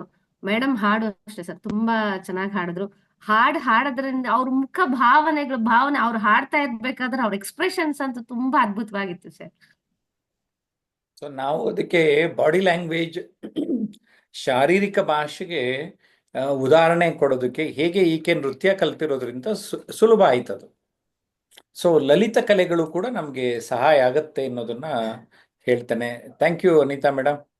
Thank you sir. ಸ್ನೇಹಿತರೆ, ವೀಕ್ಷಕರೇ, ನೀವೆಲ್ಲ ಇವತ್ತು ಬೇಂದ್ರೆನ ಸ್ಮರಿಸಿದ್ರಿ. ನನಗಂತೂ ತುಂಬ ಖುಷಿಯಾಗಿದೆ ಬೇಂದ್ರೆ ಅಜ್ಜನ್ನ ನೆನೆಸ್ಕೊಂಡಿದ್ದಕ್ಕೆ. ಇನ್ಫಾರ್ಮೇಷನ್ ಸಲುವಾಗಿ ನನ್ನ ವ್ಯಕ್ತಿತ್ವ ದರ್ಪಣ ಎನ್ನುವ ಕೃತಿ DTP ಆಗ್ತಾ ಇದೆ. ಫಸ್ಟ್ ಪ್ರೂಫ್ ಚೆಕ್ ಮಾಡ್ತಾ ಇದ್ದೇನೆ. ವ್ಯಕ್ತಿತ್ವ ಪರಿವರ್ತನೆ ಫಸ್ಟ್ ಪ್ರೂಫ್ ನೋಡಿ ಕೊಟ್ಟಿದ್ದೇನೆ. ಅದೇ ಕೃತಿ ಇಂಗ್ಲಿಷ್ನಲ್ಲಿ ಟ್ರಾನ್ಸ್ಫಾರ್ಮ್ ಯುವರ್ ಲೈಫ್ ಇನ್ಸ್ಟೆಂಟ್ಲಿ ಅಂತ ನಿಮ್ಮೆಲ್ಲರಿಗೂ ಲಭ್ಯ ಆಗಲಿದೆ. ಸೊ ಕನ್ನಡದಲ್ಲಿ ವ್ಯಕ್ತಿತ್ವ ಪರಿವರ್ತನೆ, ಇಂಗ್ಲಿಷ್ನಲ್ಲಿ ಟ್ರಾನ್ಸ್ಫಾರ್ಮ್ ಯುವರ್ ಲೈಫ್ ಇನ್ಸ್ಟೆಂಟ್ಲಿ ಅಂತ ರೆಡಿ ಆಗುತ್ತೆ. ಜೊತೆಗೆ ನನ್ನನ್ನು ಬೇರೆಯವರು ಸಂದರ್ಶನ ಮಾಡಿರುವಂತಹ ಲೈಫು ನಮ್ದೇನೆ DTP ಮಾಡೋರೆ ಸುಸ್ತಾಗ್ಬಿಟ್ಟು 2 ತಿಂಗಳು ತಗೊಂಡಾರೆ, ಜಾಸ್ತಿ ಇನ್ಫಾರ್ಮೇಶನ್ ಇದೆ ಅಂತ. ಹತ್ತತ್ರ 400 ಪೇಜ್ ಬರ್ತಾ ಇದೆಯಂತೆ. ಅಂದರೆ ನನ್ನನ್ನು ಬೇರೆಯವ್ರು 10-15 ಜನ ಇಂಟರ್ವ್ಯೂ ಮಾಡಿರೋದು. ಈಗಾಗಲೇ ನೀವು ನೋಡಿರೋವಂಥದ್ದು ನಾನು ಬೇರೆಯವ್ರನ್ನ ಸಂದರ್ಶನ ಮಾಡಿರೋದು. ಬಟ್ ಮುಂದೆ ಬರ್ತಾ ಇರೋ ಕೃತಿ ಲೈಫು ನಮ್ದೇನೆ ಜಯಪ್ರಕಾಶ್ ನಾಗತಿಹಳ್ಳಿಯನ್ನ ಬೇರೆಯವರು ಸಂದರ್ಶನ ಮಾಡಿರೋದು. ಜೊತೆಗೆ ನಮ್ಮ ಲೈಫು ನಮ್ಮದೇ ಅಂತ ಅರ್ಥ ಮಾಡ್ಕೊಳ್ಳಿ. ಜೊತೆಗೆ ಇಡೀ ಲೈಫ್ನಲ್ಲಿ ಲೈಫ್ ಸ್ಕಿಲ್ಸ್ನ ಅರ್ಥ ಮಾಡ್ಕೊಂಡು ನಿಮ್ಮ ಬದುಕನ್ನು ಪಾವನ ಮಾಡ್ಕೊಳ್ಳಿ ಅಂತ ಹೇಳಿದ್ದೇನೆ. ಆತ್ಮೀಯರೇ, ಈ ಕಾರ್ಯಕ್ರಮ ಇಷ್ಟ ಆಯಿತು ಅಂತ ಭಾವಿಸ್ತೇನೆ. ಕಾಮೆಂಟ್ ಮಾಡಿ, ಲೈಕ್ ಮಾಡಿ, 4-6 ಜನಕ್ಕೆ ಈ ರೀತಿಯ ವಿಡಿಯೋಗಳನ್ನು ಶೇರ್ ಮಾಡಿ ಅಂತ ವಿನಂತಿ ಮಾಡ್ತೇನೆ. ಓಕೆ, ಮತ್ತೊಂದು ಲೈವ್ನಲ್ಲಿ ಭೇಟಿಯಾಗಿ. ಸಾಮಾನ್ಯವಾಗಿ ಗುರುವಾರಗಳ ರಾತ್ರಿ 8 ಗಂಟೆಗೆ ಮರಿಬೇಡಿ.